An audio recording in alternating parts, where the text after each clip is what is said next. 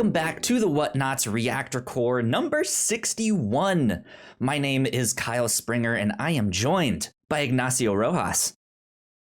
Hey. And Melissa Wilkinson. I'm here. Guys, we're all here. We all made it. Woo! We all made it. We did. All three of these multiverses have aligned in a way that we can be here on this podcast, and I am excited because we are about to discuss Spider-Man No Way Home. I'm so excited. Yeah, me too. We waited so long. Right. This has been what I've been looking forward to the entire year. Well, first James Bond and all the other Marvel movies. This is something we've been speculating about for like 2 years or more. Yeah. Basically since Spider-Verse came out. Yeah, it's what that it's been 2 years since the last Spider-Man movie. Mm-hmm. Yeah. It's wild because thinking about other Marvel superhero movies like Thor came out before that. We still haven't gotten anything. Guardians of the Galaxy, stuff like that. Yeah. Spider-Man, as you guys might know, holds a special place in my heart. He's my favorite character. So yes, this is what I've been looking forward to all year. I'm super excited to dive in to all of that stuff. So here's what we're gonna do. As we typically do on our spoiler casts, we'll have our general kind of spoiler-free thoughts at the start here. Then we'll give our spoiler warning. And then we will start diving into the film, doing some of the broad plot strokes as we kind of talk about the film that way. So let's start with Ignacio. Ignacio, what did you think of Spider-Man No Way Home? Spoiler free. Spoiler free. So I got to watch the movie on Wednesday, which I know it's earlier than you guys could have done. I don't know why it came out earlier here. You did Wednesday, I did Thursday, Melissa did Friday. Yeah. Yes. And since I came out of the movie, I really wanted to talk to you guys because I have 3 words to describe this movie. Holy shit. Yeah. Holy shit, is this movie great. It is exactly what I wanted, even more than what I wanted. It met expectations. It demolished expectations. It went so far beyond what I would have expected the movie to do. Kyle, you mentioned how Spider-Man holds a place in your heart. It has also for me because I grew up with the Tobey Maguire movies. I had the VHS for the first one. I grew up with the 90s cartoon. It also holds a special place in my heart. All these movies, and for them to have taken what came before and brought it back and worked with that, and sometimes even improved in so many ways what came before. It's incredible what they did with this movie. I loved it. I remember being in the theater for that first Tobey Maguire. Jesus, Kyle, I was 4. I loved it. It was great. Yeah. Good stuff. Yeah, I kind of am gonna mimic those sentiments. Like, holy cow, they did it. Like, we were expecting a lot from this film. Like, I have to admit, I went in with high expectations. The previous 2 Tom Holland films have been fantastic. They've been really funny. They've been action-packed. They've been heartfelt. And Tom Holland has just been nailing this character. And then to see him in all these Avengers films and to see how far this kid has come is something really neat. But we're in a place in the MCU where we don't really know exactly what's next, and we're still trying to piece it all together. And we've often speculated that this would be a really, really important one for what's going to be going forward. So yeah, we had a lot riding on this film.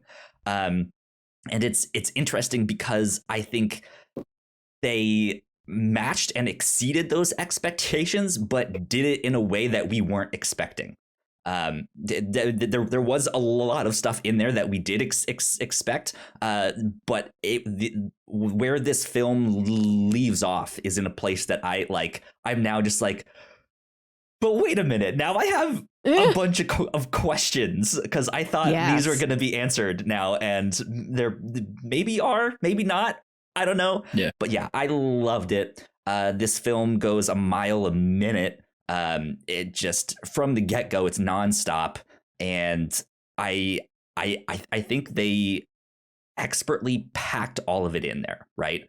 Because we've seen 2 previous Spider-Man franchises end on movies that felt bloated and packed with just stuff, right?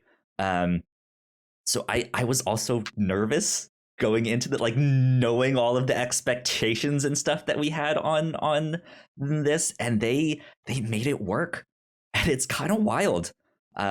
Like I cried multiple times while I was crying. I was also laughing because they do something funny a minute later, and I'm just like, I don't know how I'm supposed to feel.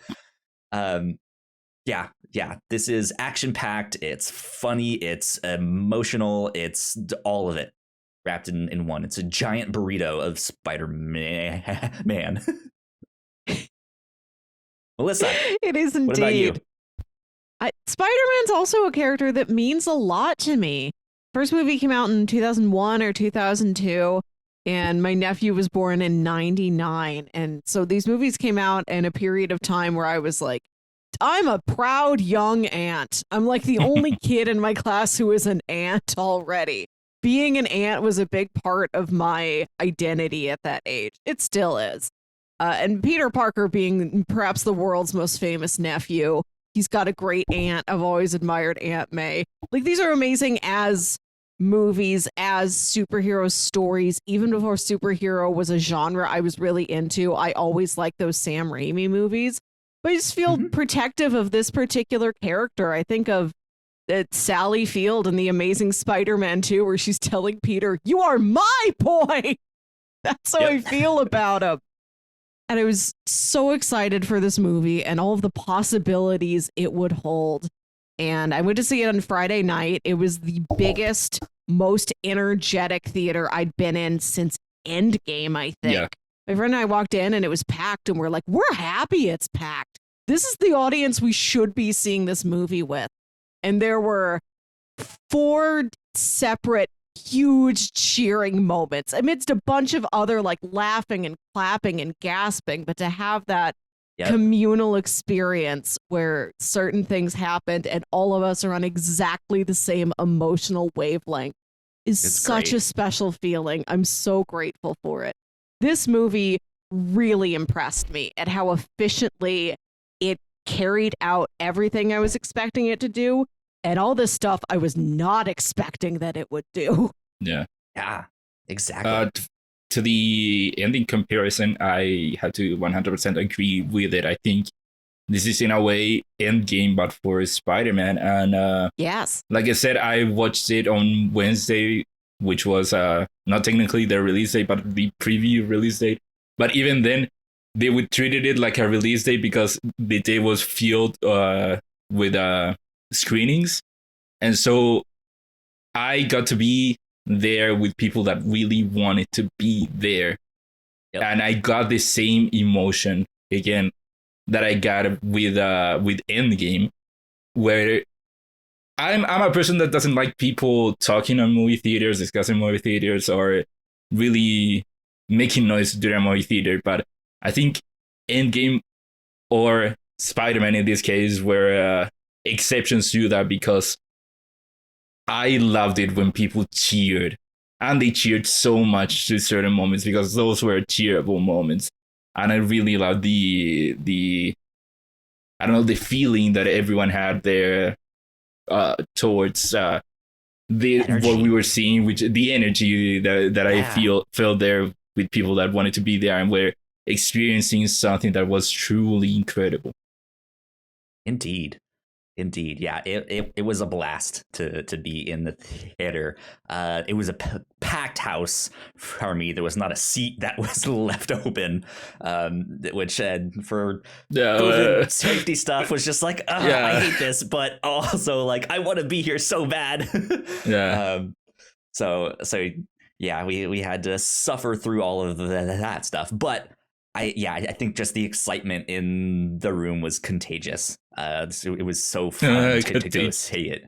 Yeah. Contagious. Yeah, right. But a quick kind of plot synopsis for people out there who may or may not know. Spider-Man has been outed as Peter Parker. The whole world now knows who he is, and he needs a way to fix that. So he ends up going to Doctor Strange to cast a spell to make people forget. To which he's like, well, wait, what about MJ? Can she still remember? Mm-hmm. What about Ned? Can he still? What about Aunt May? What about Happy? What about that? What about? And he's just like, how about if everyone who knew Spider-Man before still knows? And the spell just kind of under all of that pressure and corrections and stuff like that, it breaks and things go wrong. And it seems like different beings from different multiverses start coming in and causing problems for Peter. And so he now has to fix that and deal with the consequences of this spell that went wrong here. So that's what's happening in Spider-Man No Way Home. I highly recommend it. It was a blast. I know a lot of places have been giving this like 9s and 10s and stuff like that, and I would agree. I think this is my new favorite MCU film. Right. This is, like you said, there's kind of a comparison to Endgame with this. Like, there's so much fan service in this, but in a way that we all wanted and didn't know we wanted. And it's exciting. It's so good. It's fun. So yeah, I recommend you all go check it out.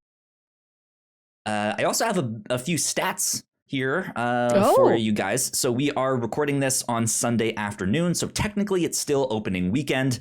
But according to Box Office Mojo, right now domestically it has made $253 million. Internationally, it has made $334.2 million, which means worldwide it has made $587.2 million so far. And I think that's only gonna keep going up because I know I am gonna go see this multiple times.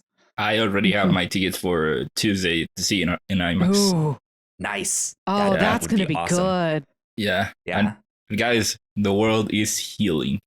We all pandemic since the movie theaters came back, we haven't seen numbers like this, but I think this is a sign that the world is healing. I mean, yeah, I don't know. I think it's more so a sign that we all really like Spider-Man. Yeah, of course. Well, he's got the power to heal us. This movie definitely proves that. I don't think there's any problem a little Spider-Man can't solve. Save us. I'm not gonna send him away. Exactly. Good stuff. Final spoiler-free thoughts before we get into spoilers and stuff. Do you guys have more things to add there to say? This movie's great. No. This one I just want to get into it, Kyle. Yeah. Let's get into it. Spin our wheels. Let's go. All right. Well, real fast, let's take a break for housekeeping, and then we will get into spoilers for Spider-Man No Way Home. We put a lot of hard work into the shows that we make, and yes, we make multiple different shows here at the Whatnauts, and we'd love it if you would check them all out. You can find out more information on our website at thewhatnauts.com, as well as your favorite podcasting platform of choice. When you type in The Whatnauts, all of our shows will pop up right there. Just don't forget to give us a nice rating and review if you like the shows. If you want to support what we do here at The Whatnauts, patreon.com/The Whatnauts is the best place to do that. You can support us for as little as $1 a month. You can get all kinds of exclusive content at the $3 tier. You can also get a shout out and thank you on all of our shows at the $5 tier. You can support us on Twitch by subscribing to our channel at twitch.tv/The Whatnauts, and we would love to have you all join us for our live streams and talk with us in the chat. And lastly, we have merch. if you want to grab yourself a shirt or a sweatshirt or a mug or something else, go to the whatnauts.com/store to pick up some merch today. All right, so we are back. Big shout out to all of our Patreon supporters, especially those at the $5 tier. So thank you to Sam. We appreciate you. We hope you're Sam. having a happy holiday season. Mm-hmm. Cool things that we've been doing here at the Whatnauts. It is the end of the year. We are wrapping things up. We are about to record our 6th year anniversary. The Whatnauts have been around for 6 years. That's kind of wild. So yeah, we are, it's Sunday afternoon now. We're recording that Monday night tomorrow. So be on the lookout for that. On the review show, we've done some holiday movies that you guys can go check out. We also did a like end of the year wrap up where we gave out awards, our favorite thing we covered this year, who we'd most likely want to go on a date with, all sorts of stuff. So you guys should go check that out as well. Here on the Reactor Core, we've also been doing our reactions to Disney Plus's Hawkeye show, which oddly enough is taking place at the same time that this movie is taking place. So go check out that show. Go check out our reactions. The finale is this Wednesday. I'm going to be traveling, so we might not get to record our reactions to the finale till Thursday, but we will have our reactions up on that as soon as we can. The Captain's Log, we wrapped the year up for that as well. We looked at our favorite pieces of media that we watched in 2021. Could be old, could be new, just the favorite things that we watched and read this year. And it was good, it was fun. So be on the lookout for all of that. We also did our 100th episode of Crossplay recently, our video game podcast. And then this weekend, Ignacio and I did our 101st. We've broken 100 now, So if you guys want to hear some of our thoughts on the Game Awards and some of the end of the year video game news, that is up on Crossplay. So go check all that stuff out. And that means housekeeping is done. We did it. We are now about to get into spoilers. Here we are. How is the MCU real? How is it a thing? How could these things happen? It is so cool. Fucking cool. Yeah. And it's so loving and fair to everything that it brings in. I want to say, like, the fact that we got 8 characters from other continuities brought into this thing so gracefully, I'm very impressed. There's so much going on. I'm sitting there watching the end credits scroll by, and I'm like, oh yeah, remember the beginning of the movie when Daredevil was here for 5 minutes? That's insane. Yes. All right, so let's start at the beginning here, right? So this movie picks up right where Spider-Man Far From Home left off. J. Jonah Jameson is back. He is now outed Spider-Man, right? J.K. Simmons came back. Oh my God. And that was the first thing. Nine and then they kept going. They kept going. Right, yeah. He has now outed Spider-Man thanks to the footage that Mysterio put out into the world. There, we all know that Spider-Man is Peter Parker, and he's now dealing with the fallout of that. He's like in the middle of a big crowd being like, hey, wait, like you're Spider-Man. You're the girl that was just with him. You know him. Yeah. Who are you? Like, what's happening? And so, yeah, they go back home as fast as they can. Wait. Yeah. I mean, we have to talk about the whole sequence, of course. One of my favorite parts. Well, first of all, I laughed so much during the first half of the movie. It was so consistent and everything. I think for the most part, every so often they had jokes and they all, to me, hit. And one example of that is when Peter and MJ start swinging, and the first thing that happens is MJ is so worried about everything that's happened that she is covering his face, and I love that they brought attention to that. But the other thing that I love from this scene that I want to bring up is when Peter lands on top of the bridge, and he starts talking to Ned, and they go, dude. And then he cuts to MJ, dude, and she's just sitting there. I'm on top of the bridge, help me. Yeah, I love that they brought attention to that she would be freaking out being there.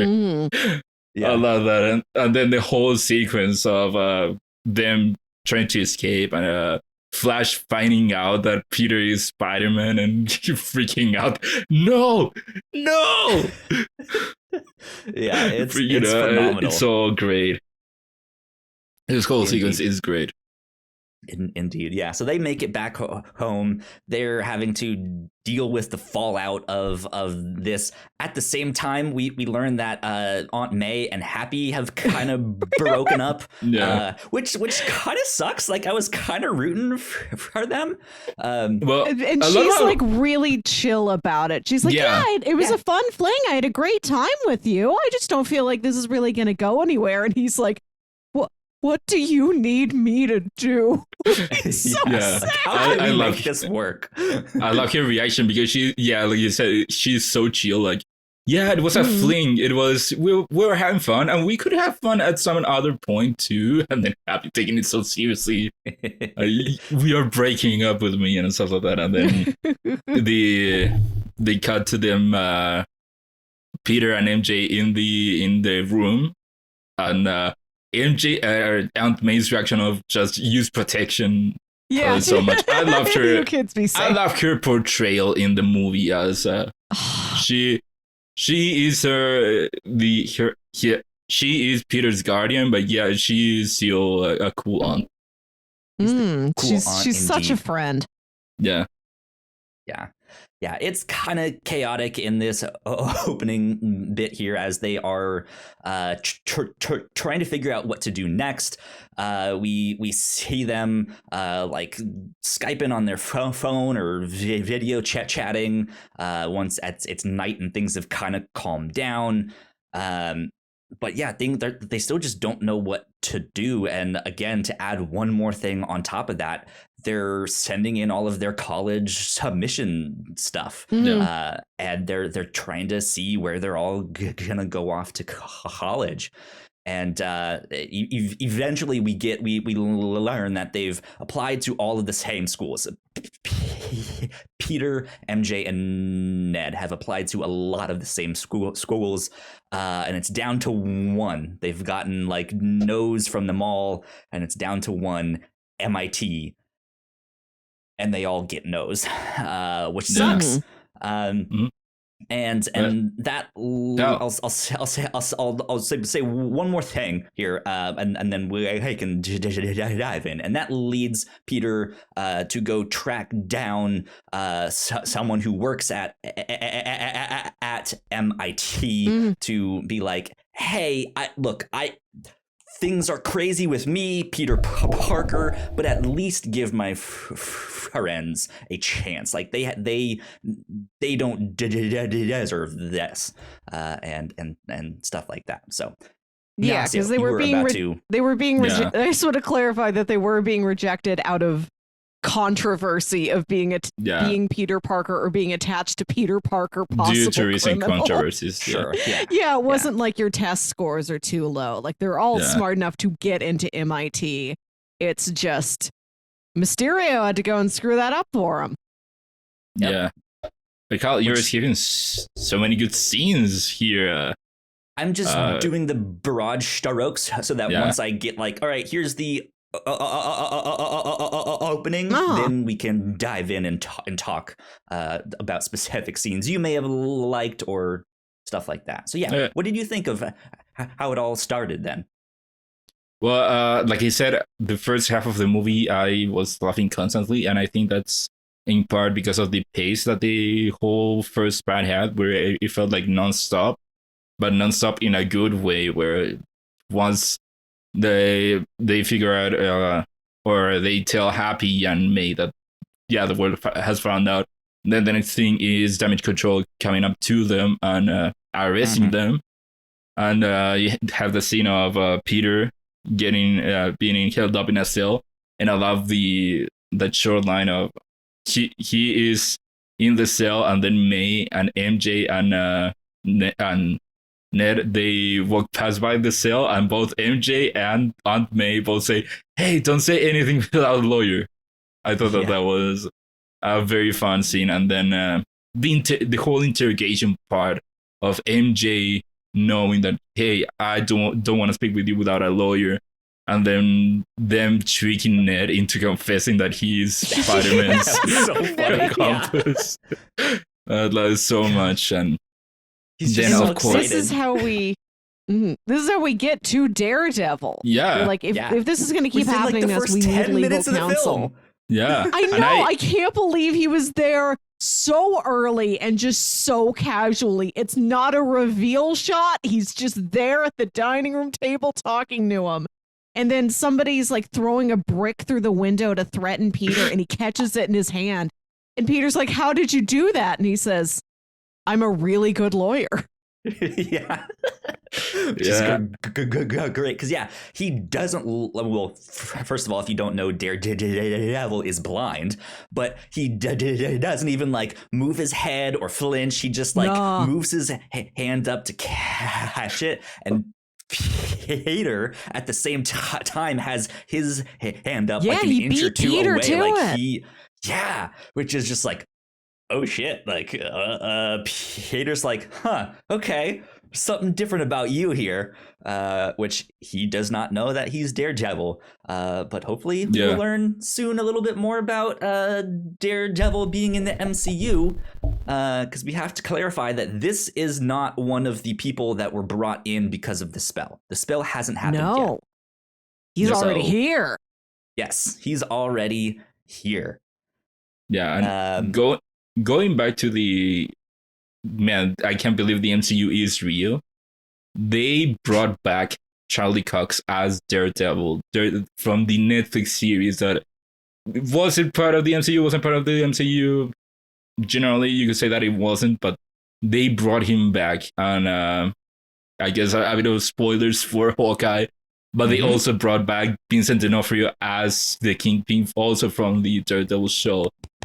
And it's one of those moves that you go, it makes so much sense that I cannot believe that it did happen, because I love both their portrayals as their characters in the show. And why would you cast anyone else? Because they already did a great job personifying the characters. And also another move of, I can't believe the MCU is real. In the comics, of course, Peter would call Matt Murdock. You have that, I remember in the 90s cartoon, there is a similar situation where Peter has to get a lawyer and he gets Matt Murdock without knowing that he's Daredevil. And now we have that on the movies, where who would Peter call? Of course he would call Matt Murdock Daredevil, of course. And it is so crazy. And it sucks that it got leaked before the release. Oh, I didn't know that. Yeah, they leaked a couple of screens from the movie. One was that scene of Daredevil and all the others sitting in the table. And I think another one was the 3 Spider-Man. But even having seen that, when I saw the cane, just the cane, because the cane is the first thing that they showed, I gasped when that happened. Yeah. It's so cool. You just, instantly. You're just like, yeah, they did it. I know exactly who this is. I also want to take a moment to recognize the part where he goes back to school. It's like his first day back at school since this J. Jonah Jameson reveal. Since everything's completely blown up and the school is being flooded by reporters, and people yelling and holding signs, and some people are against him and some people are for him. And he gets into the building and we get to see his teachers again. I'm happy they got to be included. There they are. And they've got Mr. Harrington set up a big display of, Midtown High, where we raise a hero. And it's nice to know, even if we don't see him again for the rest of the movie, amid all this turmoil, Mr. Harrington's always going to be in Peter's corner. Yeah. Yeah. And then the other teacher being him being to the side of no, Peter killed. Right, Mysterio, Coach Wilson's. Coach Wilson nope, being I that. believe Mysterio. It's like Mysterio was right. I don't know. Mysterio Why are we doing this? And then treating him like a conspiracy theorist. Yeah. I loved how they treated the whole Spider-Man killing Mysterio, where it wasn't the whole world against him. It was one half were against him, one half were for him. I love that whole setup. Yeah. I mean, like he is your friendly neighborhood Spider-Man. Like that's what he set himself up as. And so I think for a lot of people, yeah, it's just this idea of like that doesn't like he doesn't sound like a murderer. Like we know him as someone else, which I know happens a lot in like crime stories. Like, oh, but he was so nice. Like I don't know how he was just a sweet boy. Yeah. But yeah, like I mean, like they know him as the guy that like helped the old lady like get her groceries out and cross the street, right? Or like save a cat or find someone's bike, or the guy who's like when you see him, you're like, hey, Spider-Man, do a backflip, and he'd be like, hey, do a backflip. Like he's one of them, and so he's a spider guy from YouTube. Yeah, spider guy from YouTube. So. Yeah. Exactly. And Peter, after like they get the MIT rejection letters, he goes to Doctor Strange first and everything blows up with the spell. And then Doctor Strange is like, he finds out that Peter didn't even try to call MIT and like personally plead his case. He's like, you went to me, a wizard, before you tried just calling the admissions office.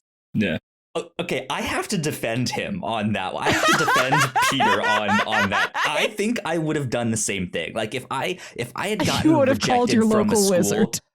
If I had gotten rejected from a school that I really wanted to get into, like that bad, like as an 18-year-old, I wouldn't have known what to do. Like I'm still kind of a kid. Like I wouldn't have thought to like push them back and be like, hey, no, you're making a mistake. And sometimes that's what they want you to do, right? Is fight for that one thing. I wouldn't have thought of that in a million years. But yeah, if I lived in a world where there's a wizard down the street, I would have been like, hey, can we like magic this away? Can we fix this? I've seen magic. Yeah, it is very believable for Peter to do, and also very believable for Doctor Strange, a man who did exhaust every possible option to fix his hands, and that led him to even being Doctor Strange the Wizard, not just Doctor Strange the Doctor. Like, he's been there. He's been the guy who went through every contingency plan, and he's like, Peter, you skipped over plans like B, C, and D. I'm like plan R. How'd you get down to me before skipping everything else? Yeah, and Strange does have that one line where he says, "Sometimes I forget you are still a kid," which is true. Absolutely. So yeah, they don't get into MIT, so he goes to Doctor Strange to come up with this spell to make the whole world forget that he is Spider-Man. Something similar happens in the comics as a result of Civil War. In the comics in Civil War, Tony Stark has Peter Parker join his side and reveal to the world that Spider-Man is in fact Peter Parker. And then after that whole debacle, he's like, actually, that probably wasn't a smart move that I revealed my identity. Hey, Doctor Strange, can you like help me out here and make sure that no one remembers that I'm Spider-Man? And it doesn't work. And then he has to go make a deal with Mephisto and then all this stuff. So that's kind of loosely what this movie is based off of. All of that stuff that's happening there. But also worth noting is that Doctor Strange is no longer the Sorcerer Supreme. Yeah. We learned that Wong survived the blip. I believe it was like scripted. It was written down in the script that he did get snapped, but it was never put on film. So when writing this film, they decided Wong survived, And since Doctor Strange was gone, he was named the Sorcerer Supreme. And that title is still with him, even now that Doctor Strange is back. So Wong's like popping in and he's like, I got supreme business. Doctor Strange don't do anything weird. And Doctor Strange is like, I definitely will. Bye, Wong. So Wong's up to stuff. He's rising up the ranks. I'm excited to see Wong at that level. Yeah. I guess he also has a lot of time being spent fighting the Abomination, fighting Underground fights also. It's amazing that even when he is Sorcerer Supreme, he still finds time for his old buddy Abomination. Yeah. But yeah, I like that Strange points out that, he's Sorcerer Supreme on a technicality. Yeah. Yeah, but I want to point out how this scene plays out different as to what the trailers would have led you to believe, where in the trailers it comes off more as Strange doesn't care about the consequences. Strange, even Wong tells him, hey, don't do this is too dangerous, and he just doesn't care about it. Whereas in the movie, it's not that. It is more of Strange doesn't think that anything bad could happen because of it, because it's something that they've done in the past for, like he says, for lesser things. And Wong is just like, leave me out of this. Mm-hmm. Yeah. And I like that. I like there those was details that fake out and stuff, because it's interesting to see those tiny bits of lore, those technicalities, right? Of like, well, he was gone for 5 years, so the title moved on to someone else, and they're still here, so they still have the title. Like those small bits that, to be honest, didn't need to be in this movie, but we get them, are still so fascinating. Of just like how they're building out the MCU, what this could mean for Doctor Strange in the Multiverse of Madness. Will Doctor Strange get the title of Sorcerer Supreme again at some point? We don't know. But yeah, it's just neat to see all like how they're building out this world now. Yeah, and if that sets precedent for anything else, like if there's another title somebody held and then they blip and they come back, did somebody else have it in the interim? You know, with T'Challa and Shuri gone, has there been some distant cousin of the Wakandan royal family who's had to act as, you know, the reigning monarch for a time while they've been blipped? I feel like it's an interesting opening to like what similar situations could be in other MCU narratives. Absolutely. Going back again also about how the MCU is a thing, Endgame has consequences. Something big happened, and it is still being felt in the movies, in the TV shows out to this day, even with something that's so subtle as Wong now being the Sorcerer Supreme. But it's something that is still being talked about. It is still being brought up because it is something that would have a lot of consequences. And I love that the MCU isn't shying away from that. It isn't something like, okay, the movie happened, okay, let's move on. No, it isn't that. They're still talking about it. Mm-hmm. Yeah, indeed. So they start the spell, and that's when Peter screws it up. Things go wrong. It blows up in their face. And yeah, Doctor Strange then gets shrieked and is like, "You're the one that screwed this up. Like, you need to fix this." So Peter starts to go out. This is where he tracks down the person from MIT to plead his friend's case. Yeah. And catches up with her on a bridge. Yeah. How does he find out? How to track this person? Flash Thompson, who is has always tried to be Spider-Man's best friend. He cannot believe that Spider-Man is in fact Peter Parker. And Flash was going to some mixer to do all of because he got into stuff. MIT. Which I thought, when he first said it, I thought it was a lie, because we see him trying to hang out with them, thinking, oh, we are all going to MIT. And he says, when he figures out that it didn't happen, I thought that it was a lie just to seem cool, but it wasn't. Yeah. I mean, but it very well could have been. We don't know where he could go to school. So, But I love how they start. I was just go ahead. Sorry. No, I was gonna say how when Peter calls him and wants the information, they start to bargain and like, I'm gonna swing you swing you to school for 2 weeks, 4 weeks, 2 weeks. You know what I want? Okay, I'll tell everyone that you're my friend. It's a great scene. This is such a well-balanced movie, but I would have liked 5 more minutes with Flash Thompson really coming to terms with the fact that he's been teasing Spider-Man as his classmate for years.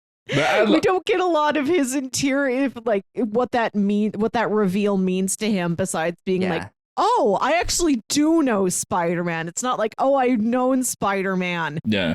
And I was kind of a jerk to him in class several times. What does that mean? How do I behave now? Yeah. I love that he doesn't really change because we saw him before when they are getting to school and he says, hey, I'm Spider-Man best friend and here's my book, Flashpoint. Just trying to read money, this story. Yeah. But he wrote an actual book. Like, he has a published book now as a high schooler. Like, that's kind of wild. It's kind of cool. I hope we see Flash again in the future. He's a character I've always enjoyed. And the fact that he's like... Right.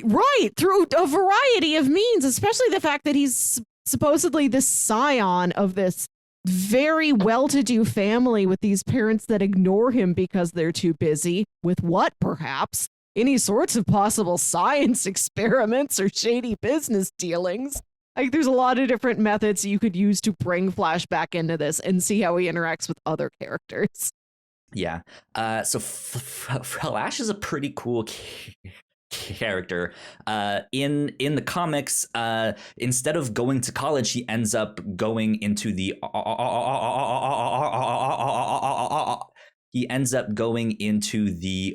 army. And so he goes and fights, and if I'm not mistaken, he loses a leg or something like that. So he's in a wheelchair for a bit, I think.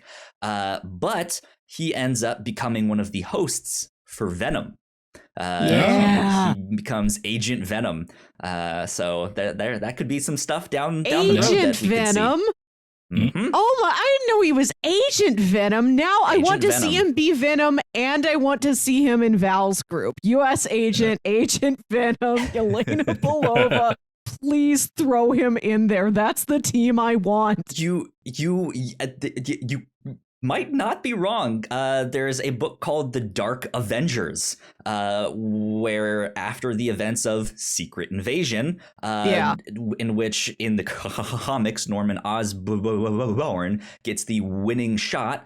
As a hero, he is then given the keys to S.H.I.E.L.D. and all of that stuff. And he ends up making his own version of the Avengers using the villainous counterparts of them. So instead of Spider-Man, it's the Venom. Instead of Wolverine, it's his son Daken. Instead of Iron Man, it's Norman Osborn in the American Son armor that we saw in Iron Man 3, I believe. Also Red Hulk. Red Hulk, which I think was confirmed for some MCU project, I think. Interesting. Yeah, could be in She-Hulk or something like that. So we don't know what they'll do with him. Though I think technically in Dark Avengers, the person that was Venom in that comic was Matt Gargan, aka Scorpion, who we saw in the first Spider-Man film there in that end credit scene. So yeah, who knows what they'll do with all of that. But this is where we kind of learn that all hell has broken loose. He pleads his case he pleds. He's pleading his case to this MIT like vice president of something, and that is when Doc Ock shows up and starts chasing Peter. He gets him, like he almost has him, right? And some of Peter's nanobots gets on to his like tentacle arm things, which I guess fun fact, in the Tobey Maguire films where Doc Ock is from, Norman Osborn was the one that provided the technology for those tentacles, and in those movies Osborn was an expert on nanotech in those things, so might be why those are compatible to do all of that stuff. But he doesn't recognize Peter. He's like, "You're not my Peter." And in the midst of that, we also see Norman Osborn with his pumpkin bombs. They are wreaking havoc. Yeah. So all of that is happening. But then also they get zapped back to the God, what does he call his house on the Sanctum Sanctorum. There's so much happening in here that like Sanctorum. Things are going in my head while other things are going out. Yeah. I have to mention that when Doc Ock shows up, he's like, "Where's my machine? You know, the one that put the power of the sun in the palm of my hand." Yeah. I thought he making that callback, to be honest. I loved them pulling specific lines out of the earlier movies. And like when Norman says, "You know, I'm something of a scientist myself." It's great. Like, it's just enough to give you the context of like, they were in another movie, they were worried about something, but that's not what's happening here, right? So and I love just enough context. I love that they do not shy away from the fact that they are being pulled from those movies. Yes, this is a Doc Ock that was at this point building back his machine, his son, in the middle of the city. This is the same Norman Osborn that was fighting with his two personalities, and I love that they do not shy away from that. And one good moment from the fight, which I think the fight overall was great between these two, was Doc Ock telling Peter about him going to get his girlfriend, which of course he is talking about Mary Jane from the Tobey Maguire universe, but Peter thinks that he's talking about MJ, Michelle Jones, from his universe, and that that motivates him to fight back. Yeah. We also learned that her full name is Michelle Jones Watson in this movie, which we haven't known before.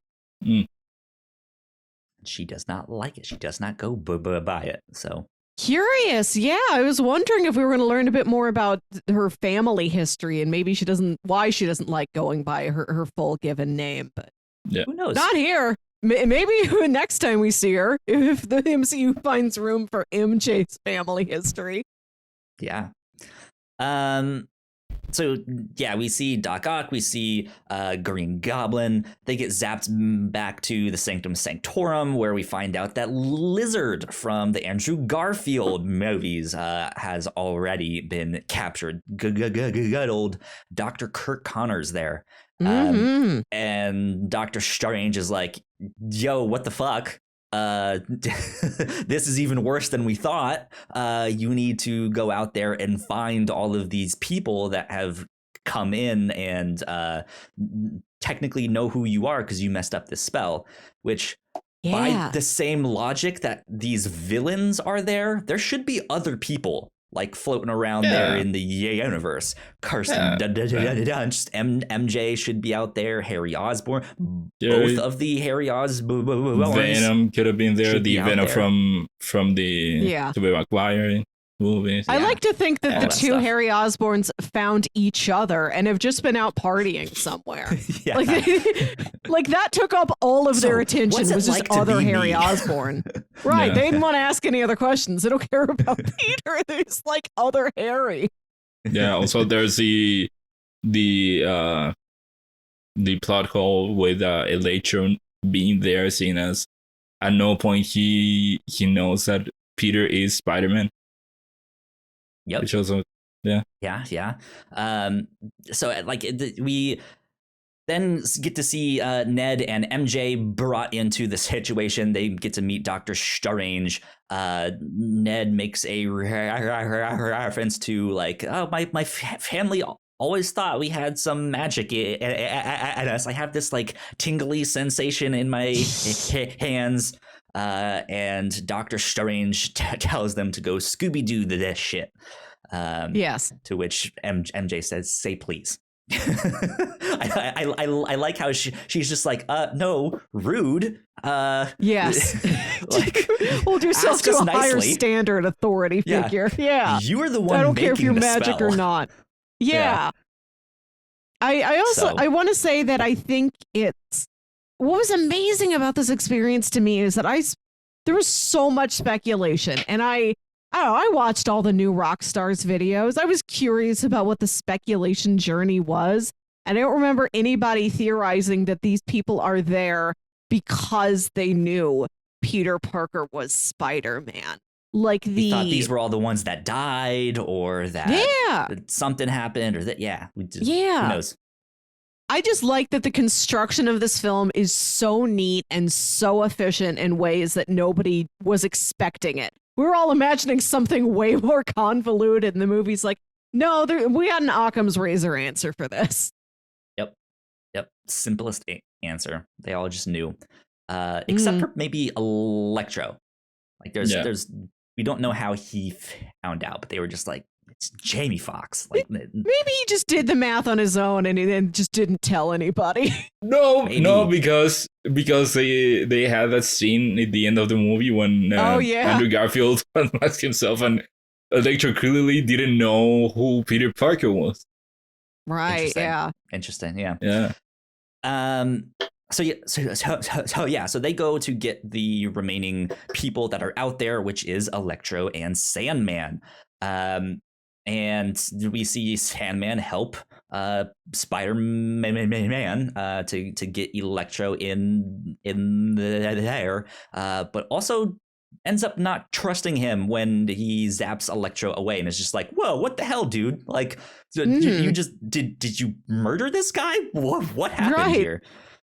I also love when Peter like accidentally shoots the web and it misses. It goes through Electro and it hits the tree, and the tree is transported to the sanctum. And Ned's like, "Will you ask him if this is like a magic tree? Is this like a magic tree?" Electro's man? like, "It's just a tree, dude. Just a tree." Yeah. I do have to say I like this, like the outfit that Electro has now, like this version of him. I thought was fantastic. Yeah. I know they had to do some retconning to be like, he's in a little bit of a different body. His hairstyle is different. He's much more handsome and attractive than he was in the older film. I like also that when the electricity like surges on his body, you do get to see that like star mask that he has there. That's so cool. That's a great interpretation of that. I like it a lot. One of my favorite facets of this movie is that when you get all of these villains together in their holding cells in the sanctum basement, which I also love that it's equally part magic and just a basement. Like, this is where we do our laundry and store like holiday decorations. We get to see all these supervillains interact with and comment on each other, which we never really got in any of these individual movies. We get to learn, what did Electro think about the tale of Lizard? What were Doc Ock and Norman Osborn's feelings about each other as professional colleagues? Yeah. That I'm so happy they took the time to figure out that also. Like, what is the relationship chart between these 5 extra villains we're bringing in here? And that's one great thing that the movie did, which is to add to what was there before.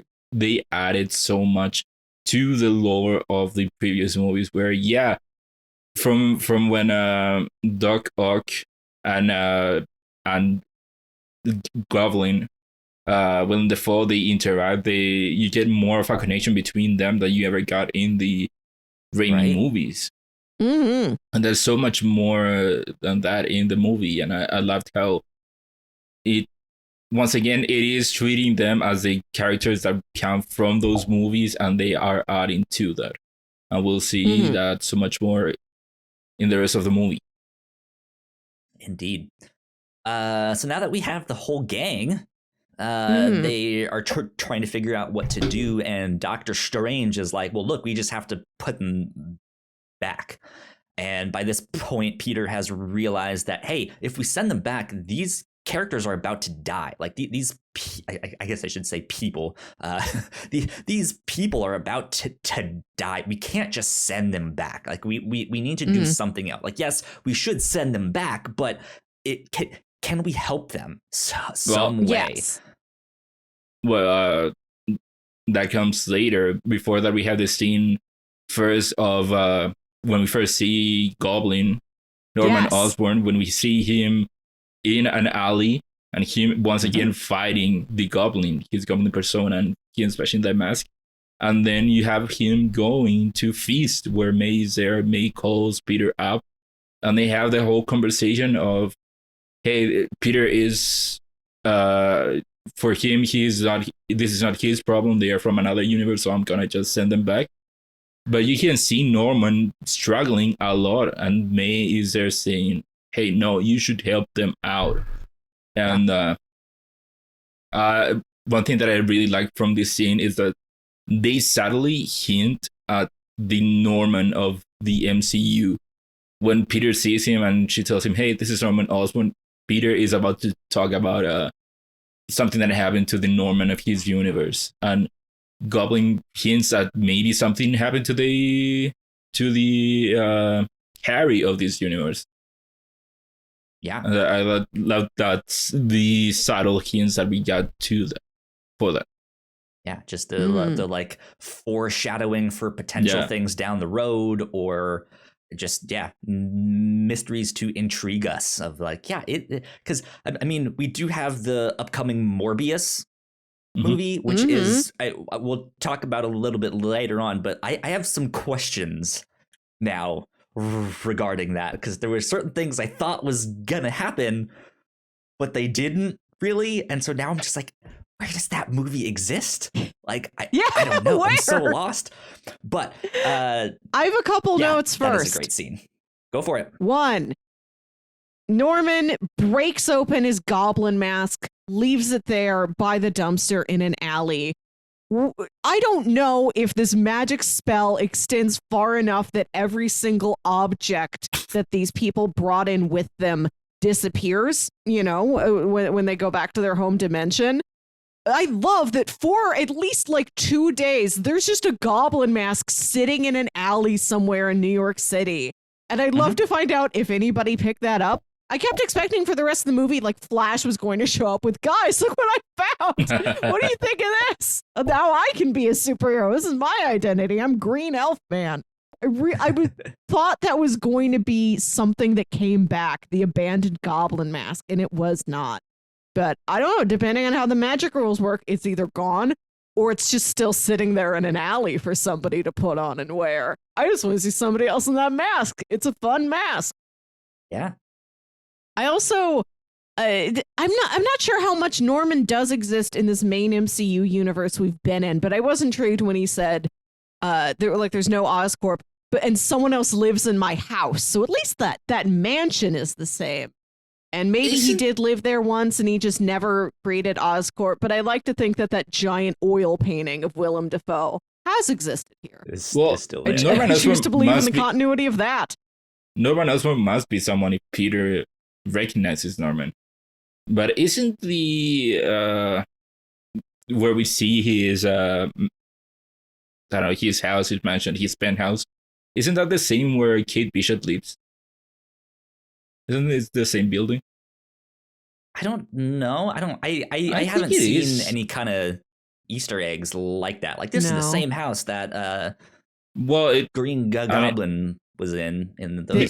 Because they could choose to make it so. I mean, it is a building that exists. There's right. I don't know. Who knows? I could have sworn it was the same building. Interesting. Yeah. So yeah, they are deciding what to do, and Peter wants to help them out instead of just send them back to their universes to where they will get killed. And Doctor Strange does not want that. He has kind of contained this spell that has gone wrong in this box, and on this box there's a button. All you need to do is hit this button, and it sends them all back. And Peter ends up stealing the box and runs away. He's like, no, we need to at least give them time to figure out something and help them. So yeah, that's what he ends up trying to do. He has this big kind of fight with Doctor Strange in the like mirror universe as everything is like folding in on itself and spiraling. Gorgeous. And it's so cool to see. Yeah. And Spider-Man ends up winning that fight. He ends up trapping Doctor Strange in this mirror universe using geometry. Like it is this really, really cool thing that like Peter Parker is a super smart kid. Like he knows his shit. And when he like recognizes this stuff, he doesn't need to do this like super magical like astrophysics stuff. He's just like shapes. Like let me if I web this thing and that thing in there and it spirals, it will get him when it reaches him. And Dr. Strange just like doesn't think about that. It's such a simple plan to Peter, and so much like underneath where Doctor Strange is thinking that he gets caught.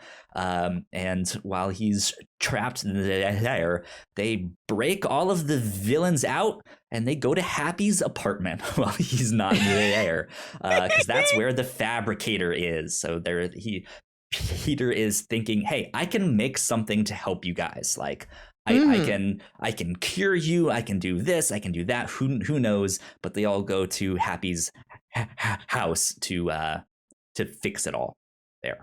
Yeah, I really like that this is his approach in the movie, and that this is what May encourages him to do. Like the first person she encounters is Norman, not Green Goblin Norman, just sad, ill, regular man Norman Osborn. And she's like, Peter, I think we could really do something to help these people. You know, that's what she does. She manages feasts. She's there to help people, and she encourages Peter to do the same. And I like that his approach is, if I narrow down what makes you a threat to this other Spider-Man, when we send you back, you will be in a condition where Spider-Man won't defeat you and destroy you. He will see that the path has been corrected, that you're not a threat to the citizens of New York City anymore. Yeah.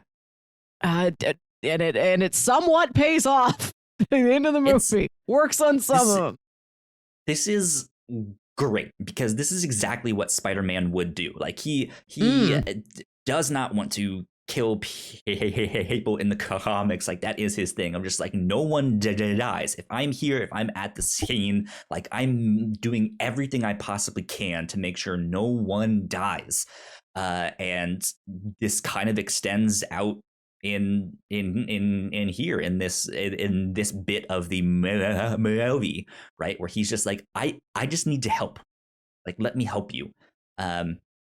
And so, yeah, they're starting to do some work on all of that stuff. They end up fixing Dr. Octopus so that his arms are now under his control, and they're not the ones that are controlling him. Great scene, by the way. When he gains his consciousness. Yeah. I like scene. It's not a heartbreaking scene, but it's a tense scene, right? Of just like, what's gonna happen? We don't know. And then like he loses consciousness for a bit here, and it just gets more and more tense to be like, oh shit, did we actually like kill him? Like, is this what happened? Like, do I now have to live within this? Like, I accidentally killed someone that I was trying to help. And no, he wakes up and he is back to normal, and feels good. We're just like, whew, okay, let's focus on the rest of them. He's him again. It is good to see that. I like that the movie has this empathy for these other villains, as Spider-Man himself would have, as May has, as the whole Parker family has. Like, they are these whole people. There's lots of facets to them. They became a supervillain for a reason. Maybe you can backtrack. Maybe you can course correct, take the threat away from them, and return them to just the people in need who they always were. Yeah, indeed. But this is where things take a turn. Spider-Man's spider sense, his Peter Tingle, as it's known in the MCU here, starts to go off. And it's not what we saw in Infinity War and Endgame, where the hair on his arm stands up. But he gets this feeling where he just stops. And he can't recognize where the danger is coming from, which means it's close. Like, he does not know it's somewhere near here. It's someone in this room here, and he eventually figures it out, and he webs Norman Osborn to the wall here, to the machine thing here, and he figures out that it's not Norman Osborn. It is in fact the Green Goblin that has been there the whole time. And he's kind of also convinced Electro to be like, look, dude, like you can have so much more power here in this universe. They have arc reactor technology, they have alien technology. Like, there's so much you can do here that you couldn't back in your original universe. So yeah, things go south, chaos ensues. And this is where we end up seeing the eventual death of May Parker here. Let's talk about this whole scene, this whole fight scene here. Great. I did not see this coming at all. Like, there were trailers and trailer breakdowns that made it seem like somebody will be in grave danger. I wasn't expecting it to be her. And I was very sad, but I was more confused than sad, or maybe not confused, but like, what's the game plan here? What does this plot point turn into? What do you get narratively out of May dying more than anybody else dying? Is this going to turn into a more overt one more day sort of story? Maybe if we don't get Mephisto by the end of the movie, but if he goes back to Doctor Strange, if he makes a new spell, what is this going to be? And there's not a clear answer to that by the end of the movie beyond just, we've never known a Ben Parker in this movie, in this narrative, except for one-off mention in a What If episode.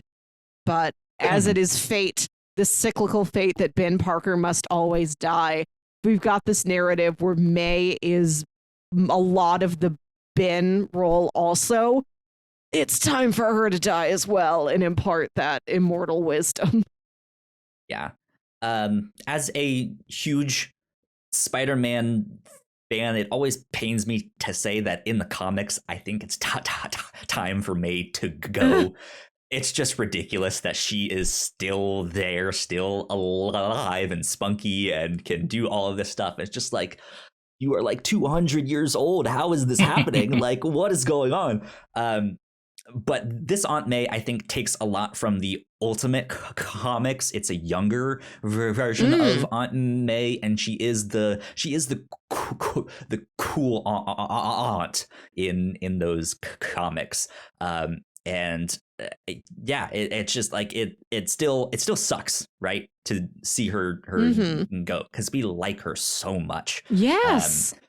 And she is just a huge part of Peter's life. That when it hit me immediately when Peter gets this like sense that something is wrong. His first thing is May. Like he the first thing is, I need to protect her. And at that I was like, oh, Yep. Nope. She's Ugh. not gonna make it here. And yeah, it's just like this whole fight scene was incredible. We have J. Jonah Jameson showing up with his new stuff and being like, we know something is happening here. We've seen them all go in there. Happy is on his way. He's like, hey, I saw a bunch of hoodlums like walking on my house. What are you up to here? And yeah, things are things are going wrong. But man, shout out to Willem Dafoe in this entire movie. Incredible performance by Willem Dafoe. Yes. He steals this entire movie. But since the movie has come out, it's also come out that he like insisted that he did most of these stunts. Oh here. yeah. And there is a lot. The whole movie has some great fight scenes, but this scene in particular has some insane fight choreography of them pushing each other, grabbing he's and like then 66. dropping them. And then that scene where Spider-Man has him pinned down and he just keeps punching and punching and punching, and then Willem Dafoe just smiling. Hey, Mission Impossible? Willem Dafoe wanted me to let you know that we might have a good bad guy for the next Oh my the God. next Mission Impossible. Just God, they're Do both it, like in their yes. 60s, right? Like God. But it is insane, the fight choreography in this scene. Them just grabbing him and then pulling him through multiple walls. Yeah, Oh my multiple walls, gosh. multiple Demolishing the entire building where Happy lives. Yeah. it is wild. Sorry it to was great. Happy's neighbors. It's just Well, Happy has destruction bigger there. problems right now. Happy has bigger problems right now. He does than his neighbors yelling at him. At this time, we do need to switch over and check in with what MJ and Ned have been doing. Because after they were helping out in the sanctum, and then Peter's can I like... just say, yeah. One last thing. As much as it saddened me to watch May die, didn't hit me yet. It didn't hit me yet. Like, that was not the thing that like got my tears going. There's a scene coming up that we'll get to at a sec. That was the one that made me cry. But yes, continue. I was crying for like a solid hour out of the joy and sadness and just awe. This is the truest emotional roller coaster of a film I've ever seen. This is the textbook definition of it. So MJ and Ned, they were helping out in the sanctum. Peter's like, I'm going to go try and see if I can help these villains before I send them back and I can course correct their paths and their universes they came from. But I will call you if things go wrong and I need you to hit the button on that magic box that zaps them back home. So MJ and Ned are like hiding out at like his mom's house. And Ned has gotten Doctor Strange's sling ring. He's like trying to figure out if he can work with it because like they haven't heard from Peter. They're scared. They don't know what to do. And he's slinging the ring around trying to make a portal like he saw Doctor Strange do. And he's like, I want to see Peter Parker. I want to see Peter Parker. And we see this Spider-Man figure distant in an alley. And he turns around. And he walks towards us. He pulls off the mask and it's big, beautiful, just the way you remember him, Andrew Garfield, and our theater lit up. Yeah. Absolutely. We lit up at Daredevil. We lit up at like Doc Ock and Green Goblin. Like everyone was going wild for everyone here. But yeah, Andrew Garfield was one of the ones that everyone was like, yeah, this is great. Yeah. This is where it started. We had like a couple scattered claps and woos like throughout the movie, but as soon as we see Andy, we are nuts. Off the chain. It's like such an emotional high I've like never felt before. It's when he shows up, when Toby shows up, when he saves MJ, and then finally at the end of the credits, when like it's going through all the cast names and the final person is and Tobey Maguire. Like those 4 moments are like the awesome. highest moments I've felt in a theater since That's Cap picked so up cool. Mjolnir. Yeah. So I have to point out one thing. A little strange that Andrew Garfield Spider-Man took off his mask in front of I thought so. people. I thought the same too. Little bit like, whoa there, dude, hold your horses. How do you know that Well, I these guess- aren't evil magician villains? Like, you don't know. But for sake of the movie, sure, I will allow it. Yeah, he's Ignacio, there. He's what did you think of confused. all of this stuff? Yeah. Tell us. Oh, I loved it. When he first opens up the portal and he says, "I want to see Peter," and we get the shot of the alley. I think the shot of the alley was a bit weird. It looked a bit weird to me, to the point that I wasn't sure as to what was going on when I first saw it. But then, it was clear that, hey, that's not our Peter. That's a different Spider-Man. And then, when he comes in, he takes off the mask, and it is Andrew Garfield. That it was wild. Everyone cheered on. So good. On my side too. Yeah, and then we get the same thing of I gotta try again. How many Peter Parkers can there be? If I try a second time, surely I'll get my Peter. Yeah, and then we see Toby just sitting. I think that's how it's in. So chill. I was like, huh? What? There's so much Toby Maguire's Peter Parker there. Haven't even. Huh? What's happening? I love him. That's what's so endearing to be about Tobey Maguire, is that he is like the biggest, most earnest, honest eyes. He's just like this completely guileless, pure human being, beyond human even. And he's like such...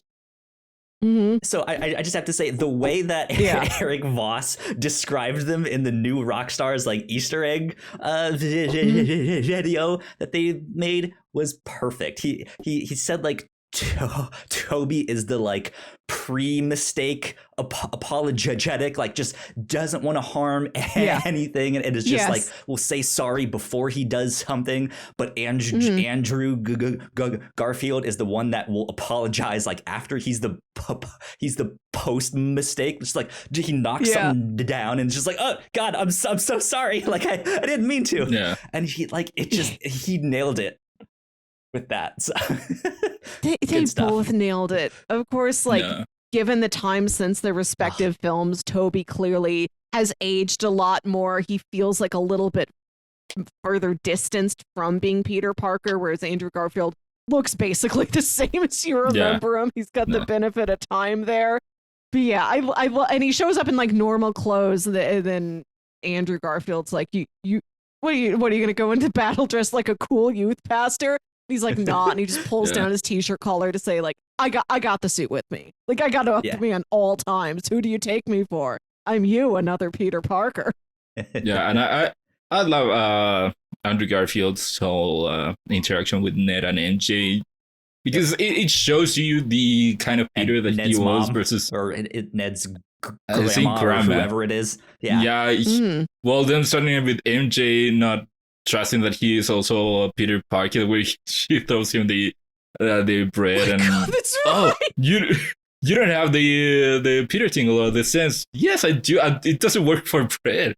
He knew exactly what Peter Tingle was referring to, and not like a Peter Tingle. Like he knew exactly. He gets it, he knew exactly. We're not going to waste time on this. And then he just jumping and grabbing onto the ceiling and. How is it starting now? How is it starting now? Yeah, crawl around. The spider web up in the corner, and all he I has want to to do is just wave his hand around. God, another one of the funny. funniest jokes in this movie, and I forget exactly where it is, so I want to mention it now in case I've already missed it. It's one of the scenes where the villains are commiserating with each other and asking each other, like, "Hey, what's your full backstory?" And I think Sandman is talking about how he like fell into like a like he fell into a nuclear reactor and like with a outside with all the sand, and he became Sandman. And Electra was like, yeah, I fell into a vat of electric eels. And then Jamie Foxx, with perfect like Oscar-winning seriousness, just completely deadpan, says, I guess you got to be careful where you fall.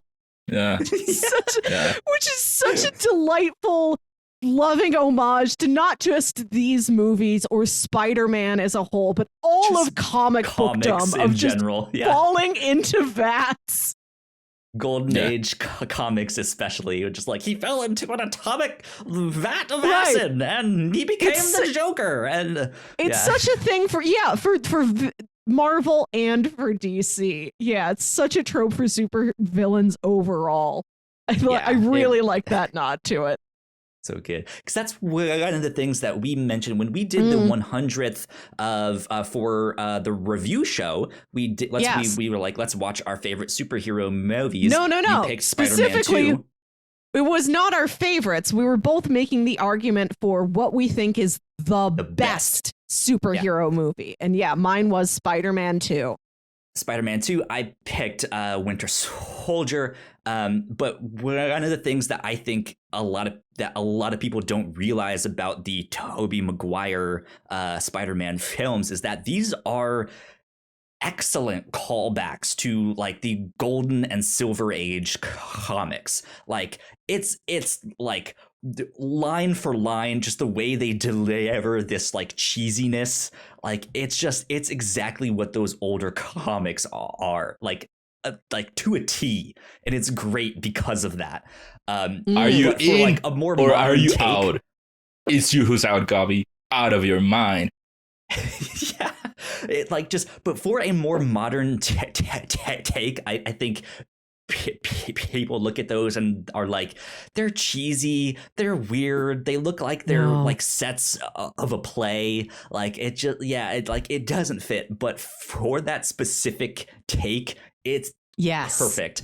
And I think that like this line that you may mention of just like, well, I guess you need to be careful where you fall, is a great joke. It's a great delivery. It fits in this like modern MCU take, but it makes fun of like what these old comics and these old movies just absolutely nailed. And it's so good. Perfect.